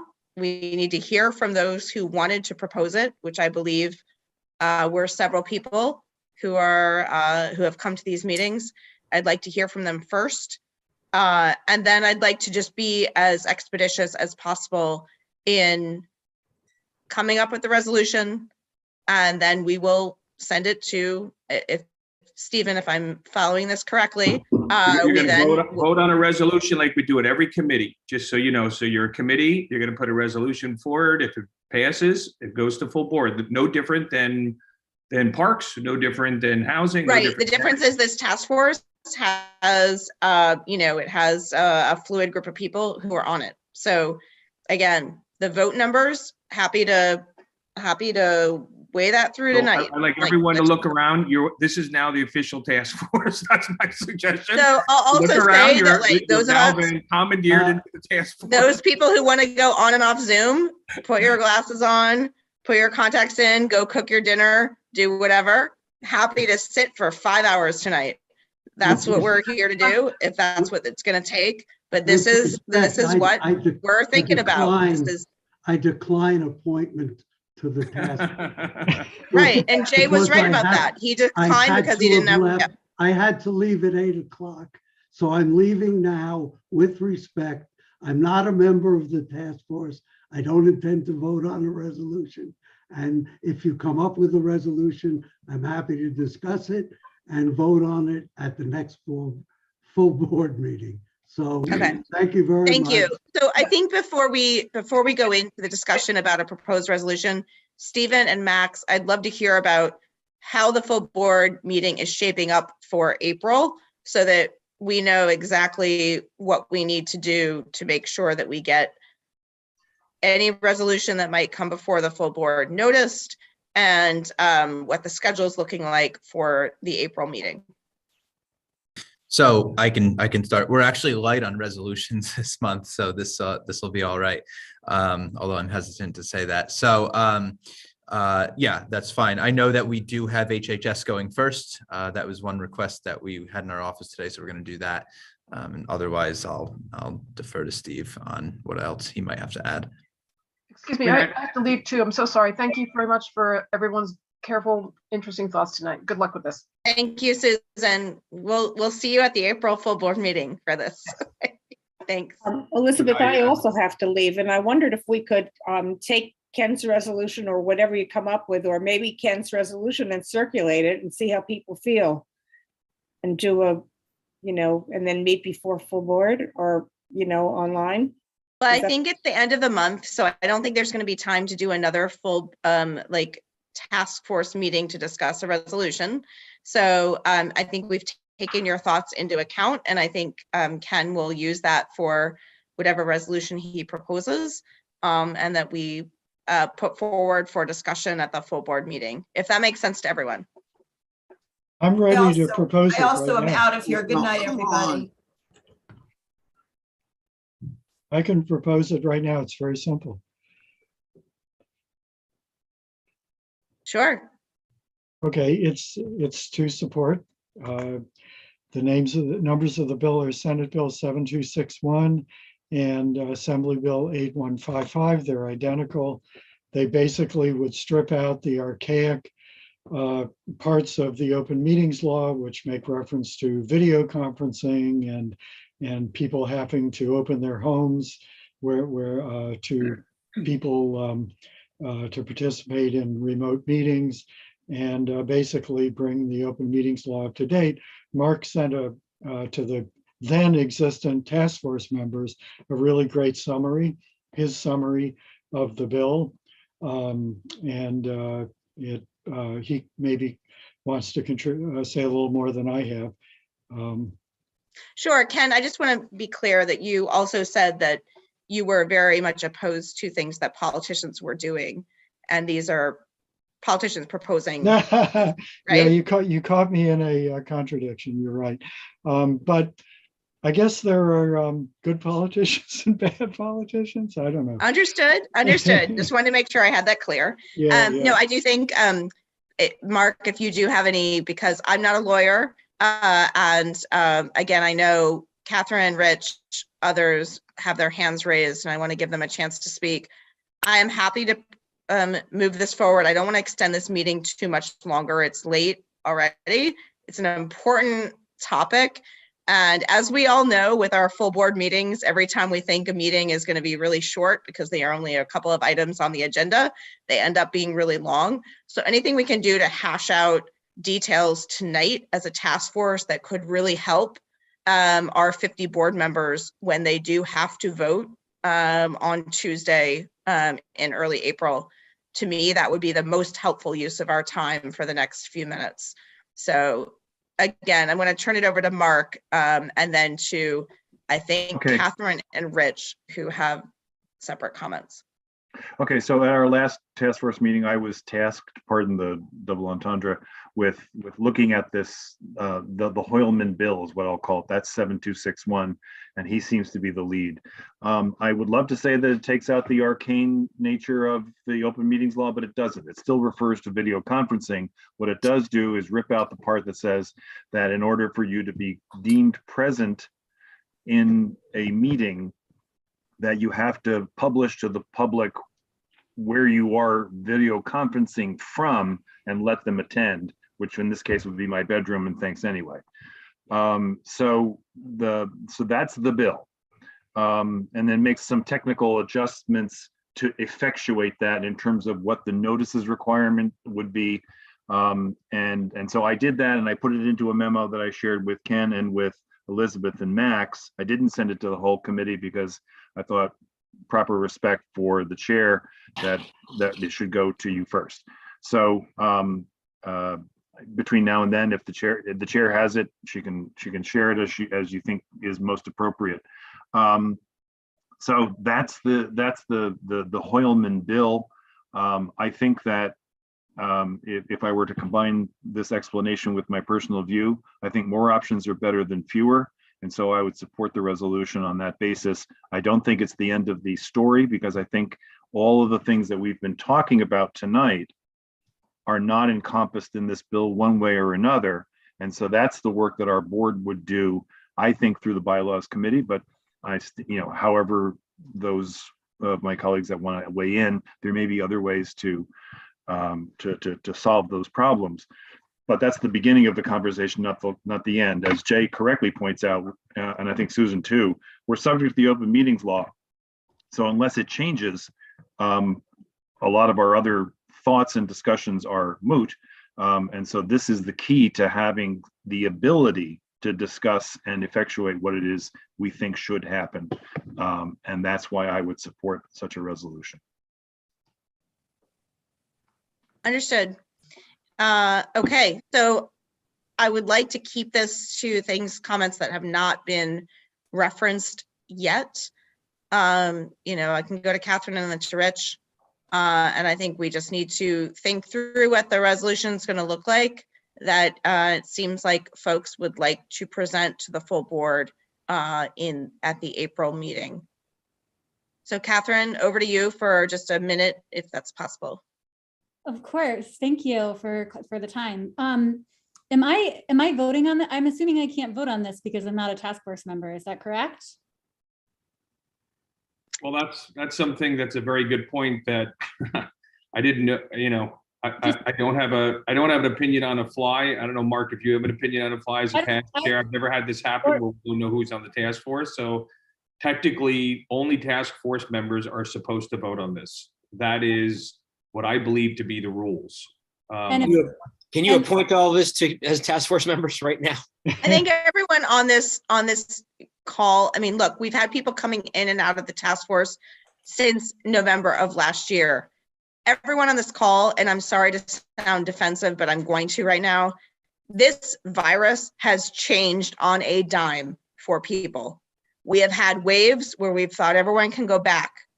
Then we've had to readjust things where there have been waves of the virus where we can't go back. We continue to go back and forth. The members of the task force have gone back and forth. I think it's important for the sake of this board that we have a robust group of 13 people still on this call after, almost 2 hours now to discuss this issue. That's over a quarter of our board who's on this call right now. Whether they're a member of the task force or not, to me, is less relevant than the fact that they are all weighing in. And I think sounds like the majority of people wanted to do a resolution. I do not want to spend 2 hours tonight thinking through what the text of that resolution is going to be. I do think we need to have a conversation at the full board meeting about how we return to in-person, virtual, and hybrid. That's been my thought from the start. So let's move from there. And Catherine, open to you. Okay, so I am gonna be voting. Is that what you're saying or not? I don't think we're voting on anything, right? I think. All right, so there's no vote. Okay, so then the one thing that I would just say, and I don't know if this is, if I'm just not informed enough, but I still don't feel like concrete on what the bills are. Like I haven't seen them. And if it's possible to kind of share that with the full board, the text of the bills, or just to kind of reference it so people can look at it. And can you just break it down for me, like in very simple terms? Like, would this apply to all boards, like in Manhattan? Like, is it extending the hybrid meetings? Like, does it require recording? Like, what is the basic, like, facts? It just gives public bodies like ours the ability to have hybrid meetings or to make our own decisions, to have virtual platforms completely. It doesn't require us. You could vote for this and then later on put in the bylaws that we could never have hybrid meetings. That would be perfectly consistent. It just gives us the ability to make our own decisions. Could you define us in your resolution? Us would be Community Board 7 or any community board or any other constituted. Does it mean board body. members or does it mean public? It means, for our purposes, it means board members. Thank you. I could read Mark's 3-paragraph net effect summary of the bill. Would you like me to do that? Or if Mark wants to screen share it, or I could screen share it, I guess. Can I make a suggestion? Just a lot of this. I don't want to I want to choose my voice, my words, choicely.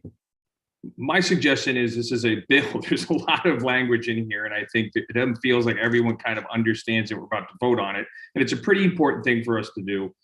I don't know if we want. I think Barbara made the suggestion about trying to have Ken, you put out the formal resolution of what it is side by side with the bill, with Hoyleman's bill, and have, I'd be happy to coordinate a pre-meeting before the full board, which we've done before, just to vote on it. If that's something you guys want to reconsider. I'm not even sure technically the opinions on everyone now is in the task force is really acceptable, but I'm trying not to hold up. Yes, I think I would like, again, I'm trying to take control over a process that has been in fluidity for a long time. I am happy to do a meeting. Can somebody, Max, again, or Stephen, the next full board meeting is next Tuesday, right? Yes, that's I correct. mean, it's common that people reconvene for matters sometimes from time to time. There's a meeting going to be on the 5th. I'm well aware of that as somebody who's been a chair for a long So, time. I mean, I'm just saying it's not like it hasn't happened before. And you have a meeting on the 5th at 6:30. If we wanted to do a pre-meeting from 6 to 6:30 or 5:30 to 6:30 to basically have everyone have what they have. Elizabeth, I can work out. I do feel to work out who's on this task force and who can vote. I'm not sure how that all works, but I would think that we could sort of show up and just vote on it, have a little bit of debate. But it feels like a pretty important matter, and I know that you guys have already decided you want to vote, but it feels like that would be more organized in doing so. I think that sounds like a great idea. For this body to figure it out however they want to figure it out, but that would probably be my suggestion based on kind of the way I feel the meeting is. Stephen, could I ask one question? Just would it be possible, as opposed to trying to jam it in 30 minutes before a full board meeting where many people are rushing, as we discussed tonight, people are rushing from work and from other things to come to a full board meeting virtually or in person? Could we do a conversation a week from tonight? So the night before the full board meeting, to hammer this out in greater detail. Actually, I have to jump in. Unfortunately, we can't. Earlier today, I just gave that date away to the Public Safety Task Force. What, But Monday? that doesn't mean we can't do a separate. I know that's not true. What's the time? Max. 6:30. To what? I'm not sure, actually. Polly's here. I'm not sure if you want to speak to how long you think that. It'll be no more than an hour, no more. You know, we're trying to narrow it down because we're just reporting out on our findings so far. So, you know, the most it would be an hour. From 6:30 to you could reconvene this Thursday. You could do a different time on Monday if the board is flexible. You know, it's a task force. Sometimes you can meet during the day. People can meet at 3. I mean, there's other alternative things as well. It doesn't have to be 5 minutes before. Can I make a suggestion that would avoid having a meeting and avoid voting on this? Which would be, why don't we just say as a task force, we think the board should vote on this. We don't express an opinion as to whether we support it up or down, but we think it should come before the board. That way it gets on the agenda. Again, I do not, that's my preference not to bring something and debate it for the first time at full board. It's my strong preference to have the task force pass this bill and say that we're voting yes or no on it. I think it's going to go into a whole nother direction, and it would be my request, and that's the purpose this task force came together, was to make these type of things. So I support voting on it. You do what you want, but I think it's a much better process to come to full board and say the task force voted on this, they're voting to pass this, and then debate it.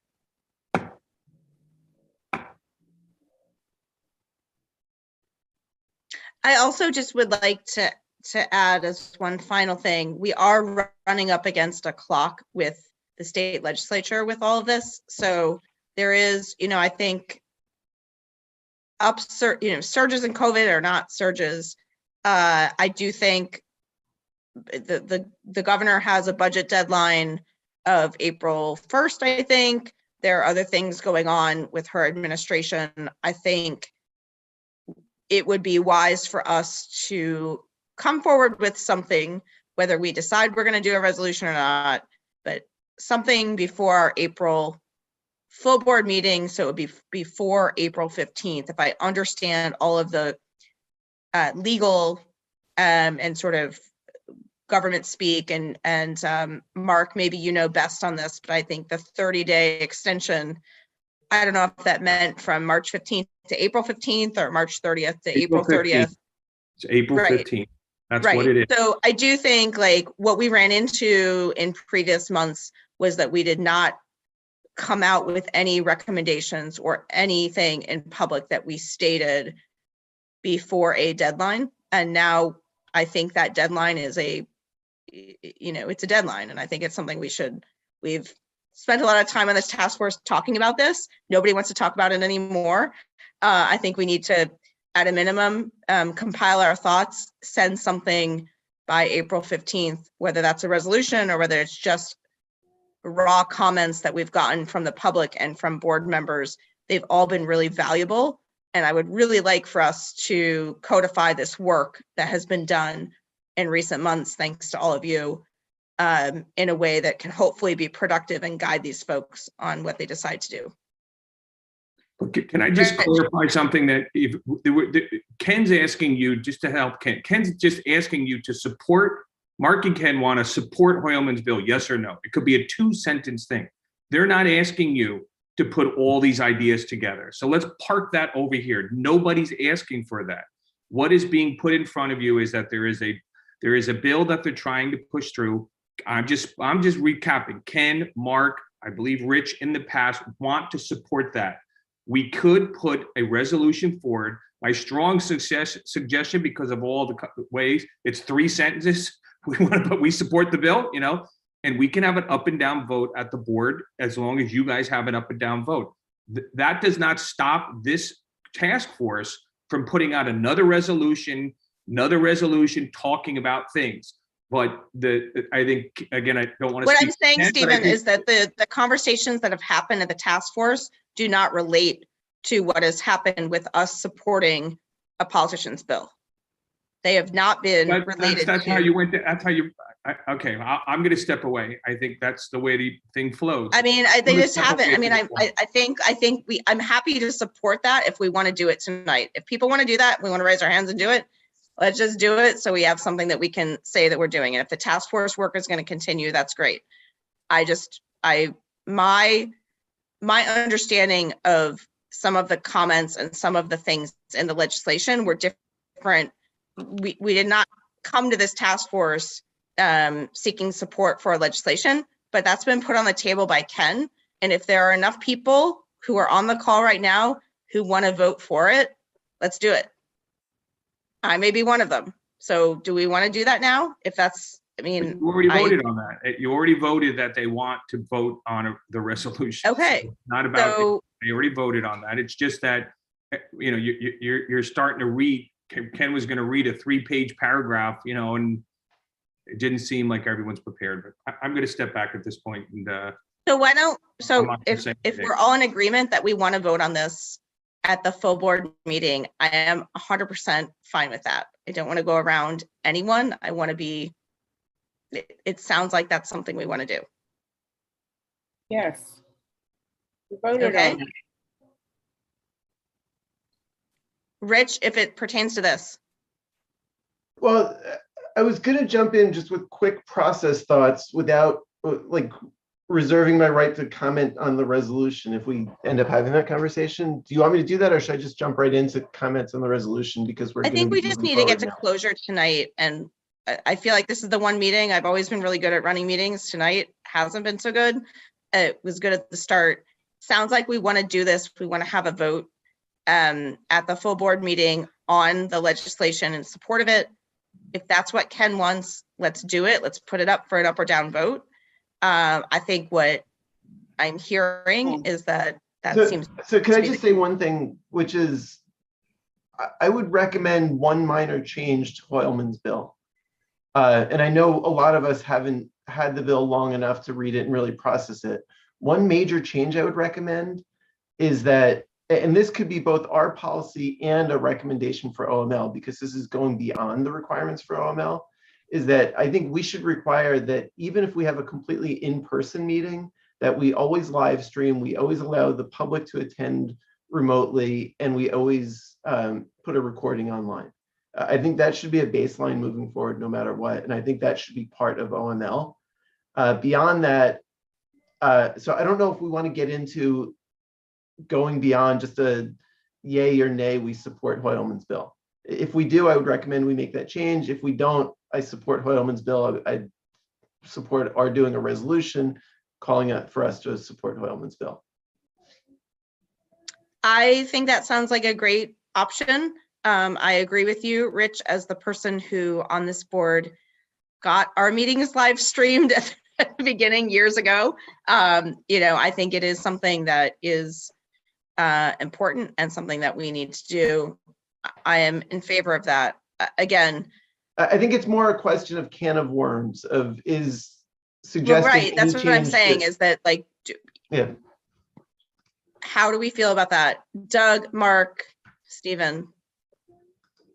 I'm just, maybe it's because I'm tired. I'm a little confused. We're all tired. It's been 2 hours now. We've got Right, to. so I thought, and perhaps I'm wrong, number one, well, let me just step forward. We don't want to have a debate at full board. That's what we're trying to avoid, right? So the thing that the understanding that we just sort of voted on was, are we going to put forward a resolution at full board supporting or not supporting Hoylman's bill? Do we need to have an opinion as to whether right now we are in favor or not? Or can we just say, bring at the full board, these are the bills. You either support these bills or you don't on the full board. And we have plenty of time to email the actual, it could be very brief because all we have to do is send the actual copy of the bills to the full board and say, please read this prior to the full board. You're going to be expected to either vote yay or nay on it. Do we need to, does this committee or meeting have to express an opinion right now as to whether we do or do not support it? I do not think so. I don't know Okay. if I'm on mute, but I do not think we need to do that. And I think we are able to do that. I think you've explicated it very well. I am in support of what you just said. So am I. So I think we should just move forward, and unless anyone has anything additive to the conversation, Mark, Catherine, Rich, your hand is still up, but I know you just spoke. Let's just add it to the agenda for the full board meeting. And, I think my only question is a procedural one of whether we need to have a vote of who from this task force, who on this call is raised their hands supporting that we move this to a full board vote. And that's what I don't know. Why don't we? I call the question. Call that question. And I Sure. think that's appropriate because it's kind of meaningless who the remainder. Okay, I think we're all going to raise our hands. I'm raising mine at this point. Let's all raise our hands. I think we've got. Raise your hands for what? The vote? A vote on, or having a vote on a resolution supporting Hoylman's bill at full board. Or not supporting. No, it's just, it's not Presenting supporting it or not supporting it. It's just, right. It's presenting. Well, if it's voted down, then we don't support it. That's right. I guess you already if it's voted voted down, then the next would be we don't support it. You already voted this. I think you already voted to have it move forward. It was going to be Ken's bill for Ken's proposal to move forward. Okay, but do we need to have a number? Do we need to have Max record the numbers? But this is not the vote on the thing. This is the vote again to if you want to vote again. I have my hand raised. I'm just going to say again. Now I'm speaking not as a chair as my thing, as one of your board members. This seems very unorganized, to be quite candid. I don't mean to say it, but it's not. So, but it is. It seems that the majority of the people on here want to do an up and down vote on Hoylman's bill. My strong suggestion is to do it as another member, because I want to do it right, is let's find a date on Thursday or Monday, put it on for a half hour, send out the Hoylman thing. Ken, put out your wording that you want so everyone has it. People show up. If you show up, you vote. And that's it. You have a 30-minute window to vote. There's going to be a lot of criticism, I think, for people who watch this to see a vote that we're going to move forward.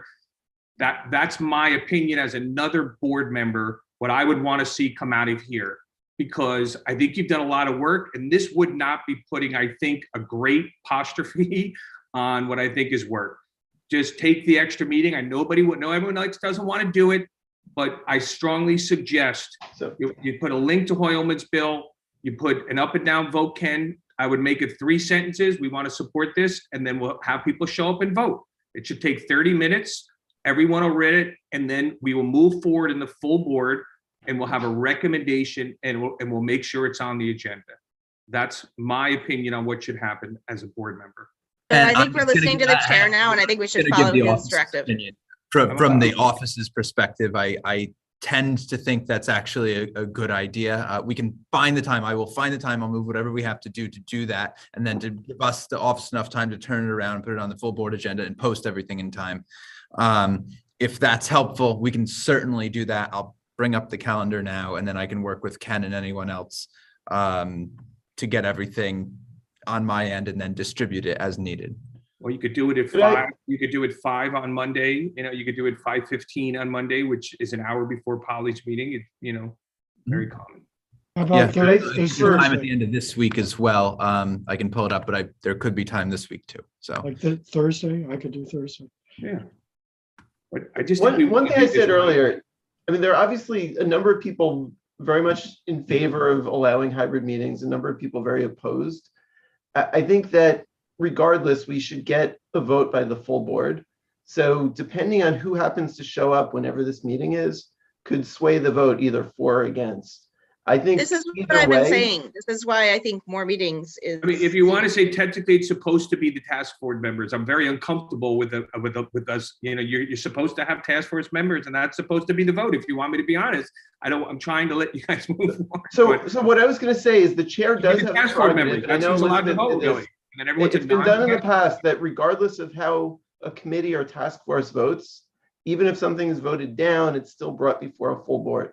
I think because this is such a binary thing, because it depends on who's on the task force, because the task force has been amorphous, it does make sense to have a full board meeting, a full board vote on the resolution, regardless of who happens to show up at a task force meeting and vote in favor or not.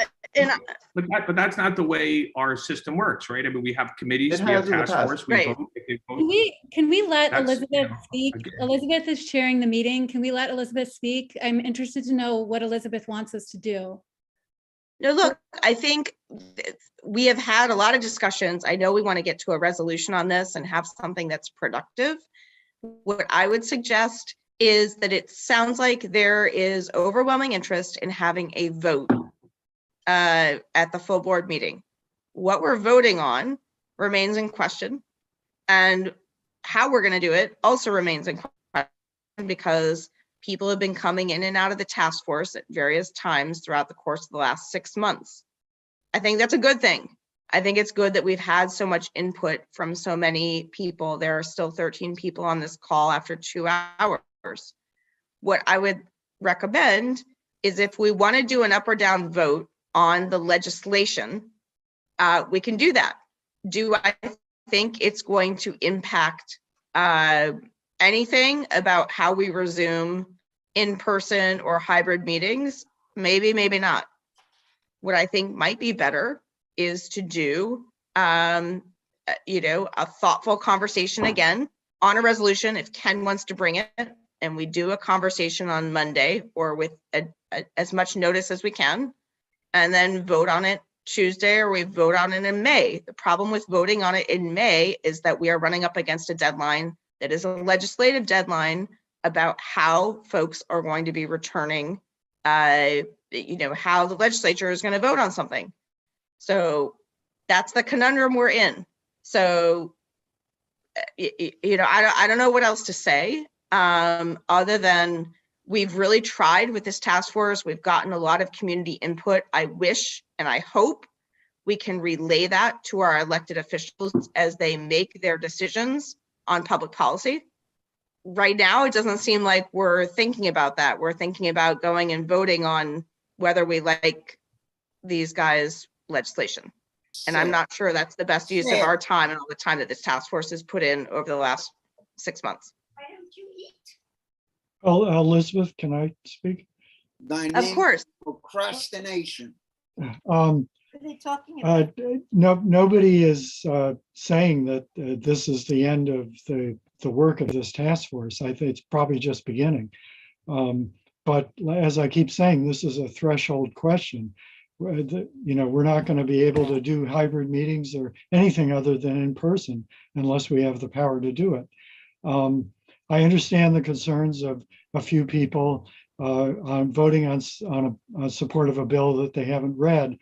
I would just say that it is as simple as Mark and I have described it.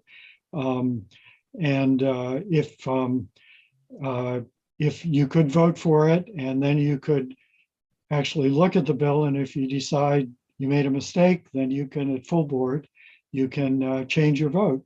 But I think right now, maybe in the interest of expediency and not having to do another meeting, and it would be great if we could vote up or down. We think that we support this, and then when it goes to full board, and then in the interim, tomorrow morning, I can send the text and Mark's commentary to everybody.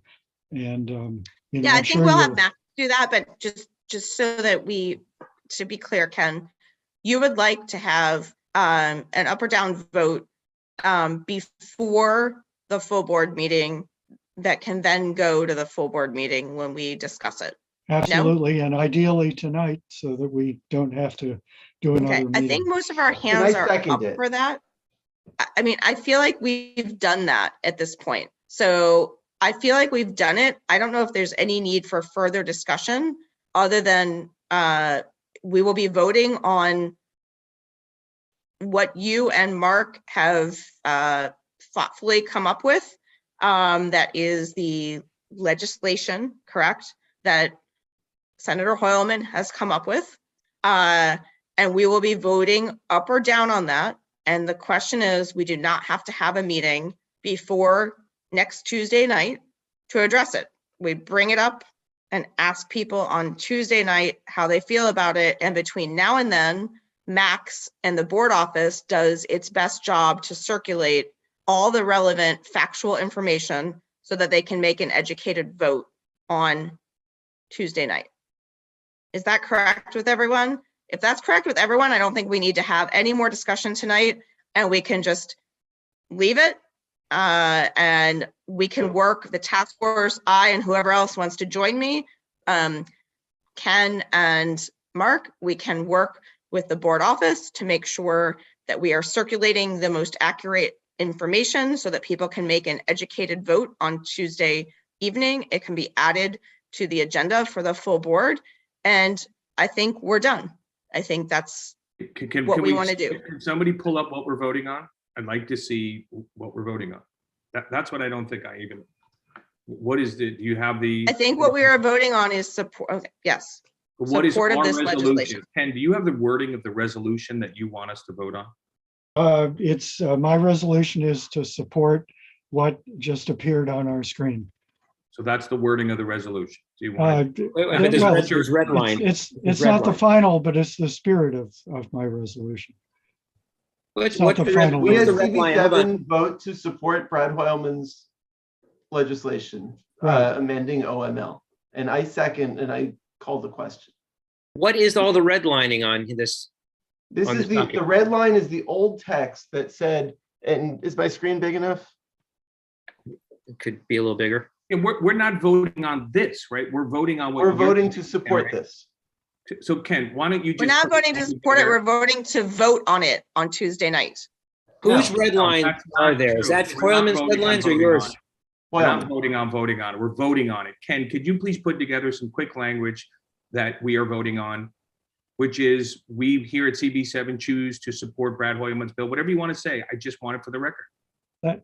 That sounds good, Stephen. And that's fine. I just want it for the record because I still think people don't understand what they're voting on. So. I think we need to pause. Elizabeth is chairing the meeting, and I need to know what Elizabeth wants to do, because it seems like Elizabeth had a different process that was resolving. They were almost at the end of, and Elizabeth is chairing this meeting and doing a really good job. Look, this is fine. This is fine. I think that my understanding was that when people raised their hands an hour ago about this, it was to have this document and the legislation come up for a vote where board members could vote on whether they support it, pro or con.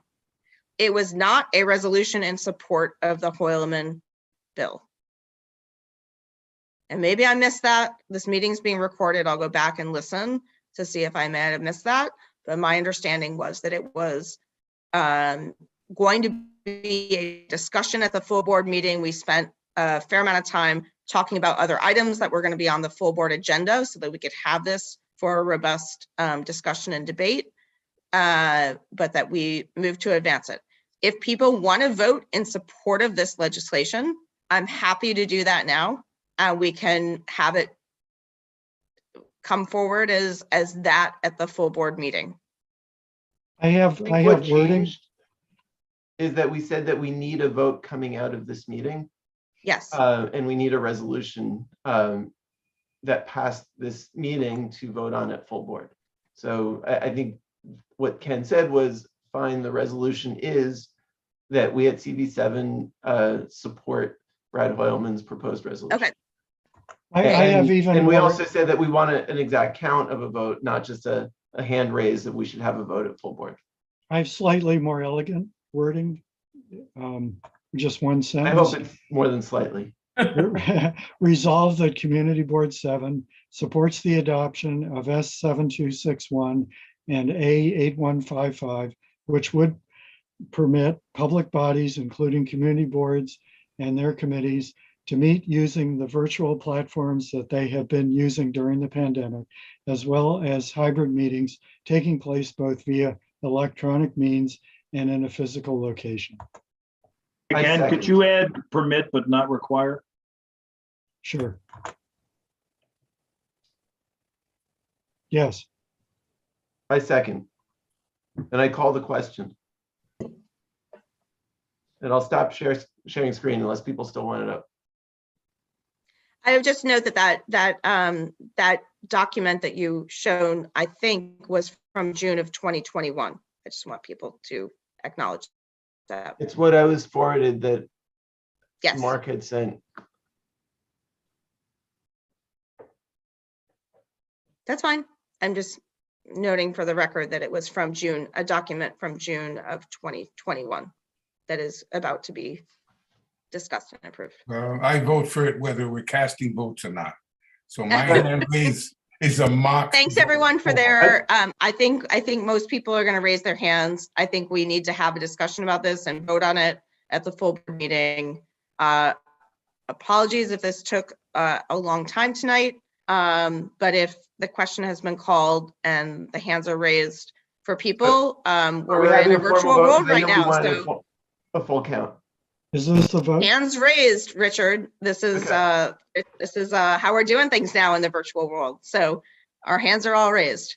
So I think you need somebody to do a voice count. I'm happy to do that. No. I'm seeing 9, just for clarification, I am seeing 9 hands. Thanks, Max.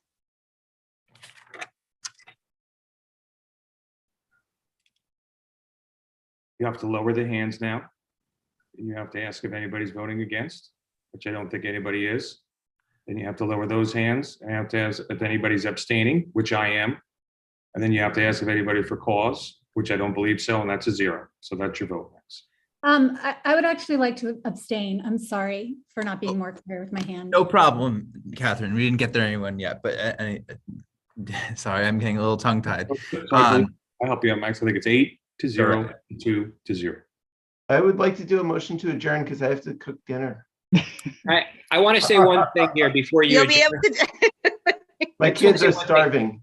I want to just say, I want to thank Elizabeth for all the hard work and the whole task force. And this in no way codifies all the work. Your work is going to continue. This was just I don't want to say procedural vote, but this is just one subset of so much more.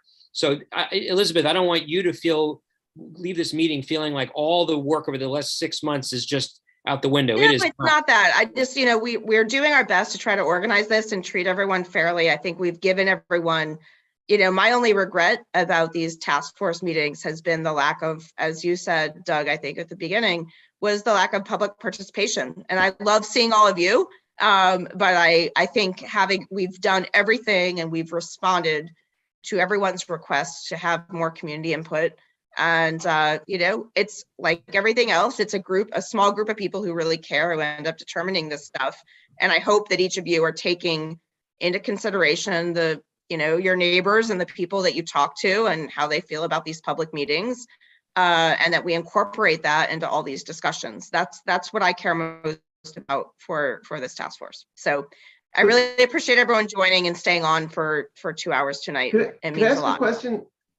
I haven't seen the public input. Is that something that's summarized or that we have a sense of what it is? We do.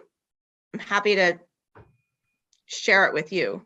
Rich, be awesome. but it's also, you have access to our public, we've done these meetings publicly and we've gotten public feedback that I think Max has done. We're open to suggestions. We opened up an email for people to provide public comment. We've asked board members. I've joined several committee meetings where I've asked people to remind them that they should come to the meeting or they should provide feedback to our email list. And it's up on Link NYC where that we've asked people for public comments.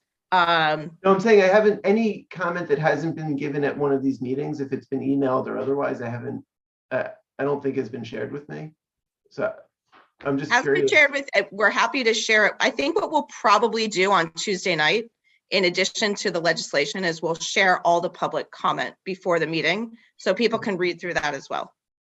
Awesome. And I'm not criticizing. I'm just saying. No, I think it's great. It's a great idea. And I think it'd be really good for people to hear. I mean, I've heard everything from full board meetings should be fully virtual to committee meetings should be completely virtual, but you have to be on the clock and you get a 30-second window for when you can go to the bathroom and come back.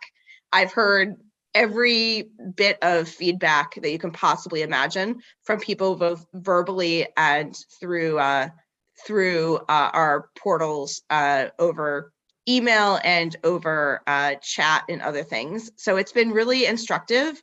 It's not, I wish we had more. So please tell your friends and neighbors that if they do want to weigh in, they should talk to you all.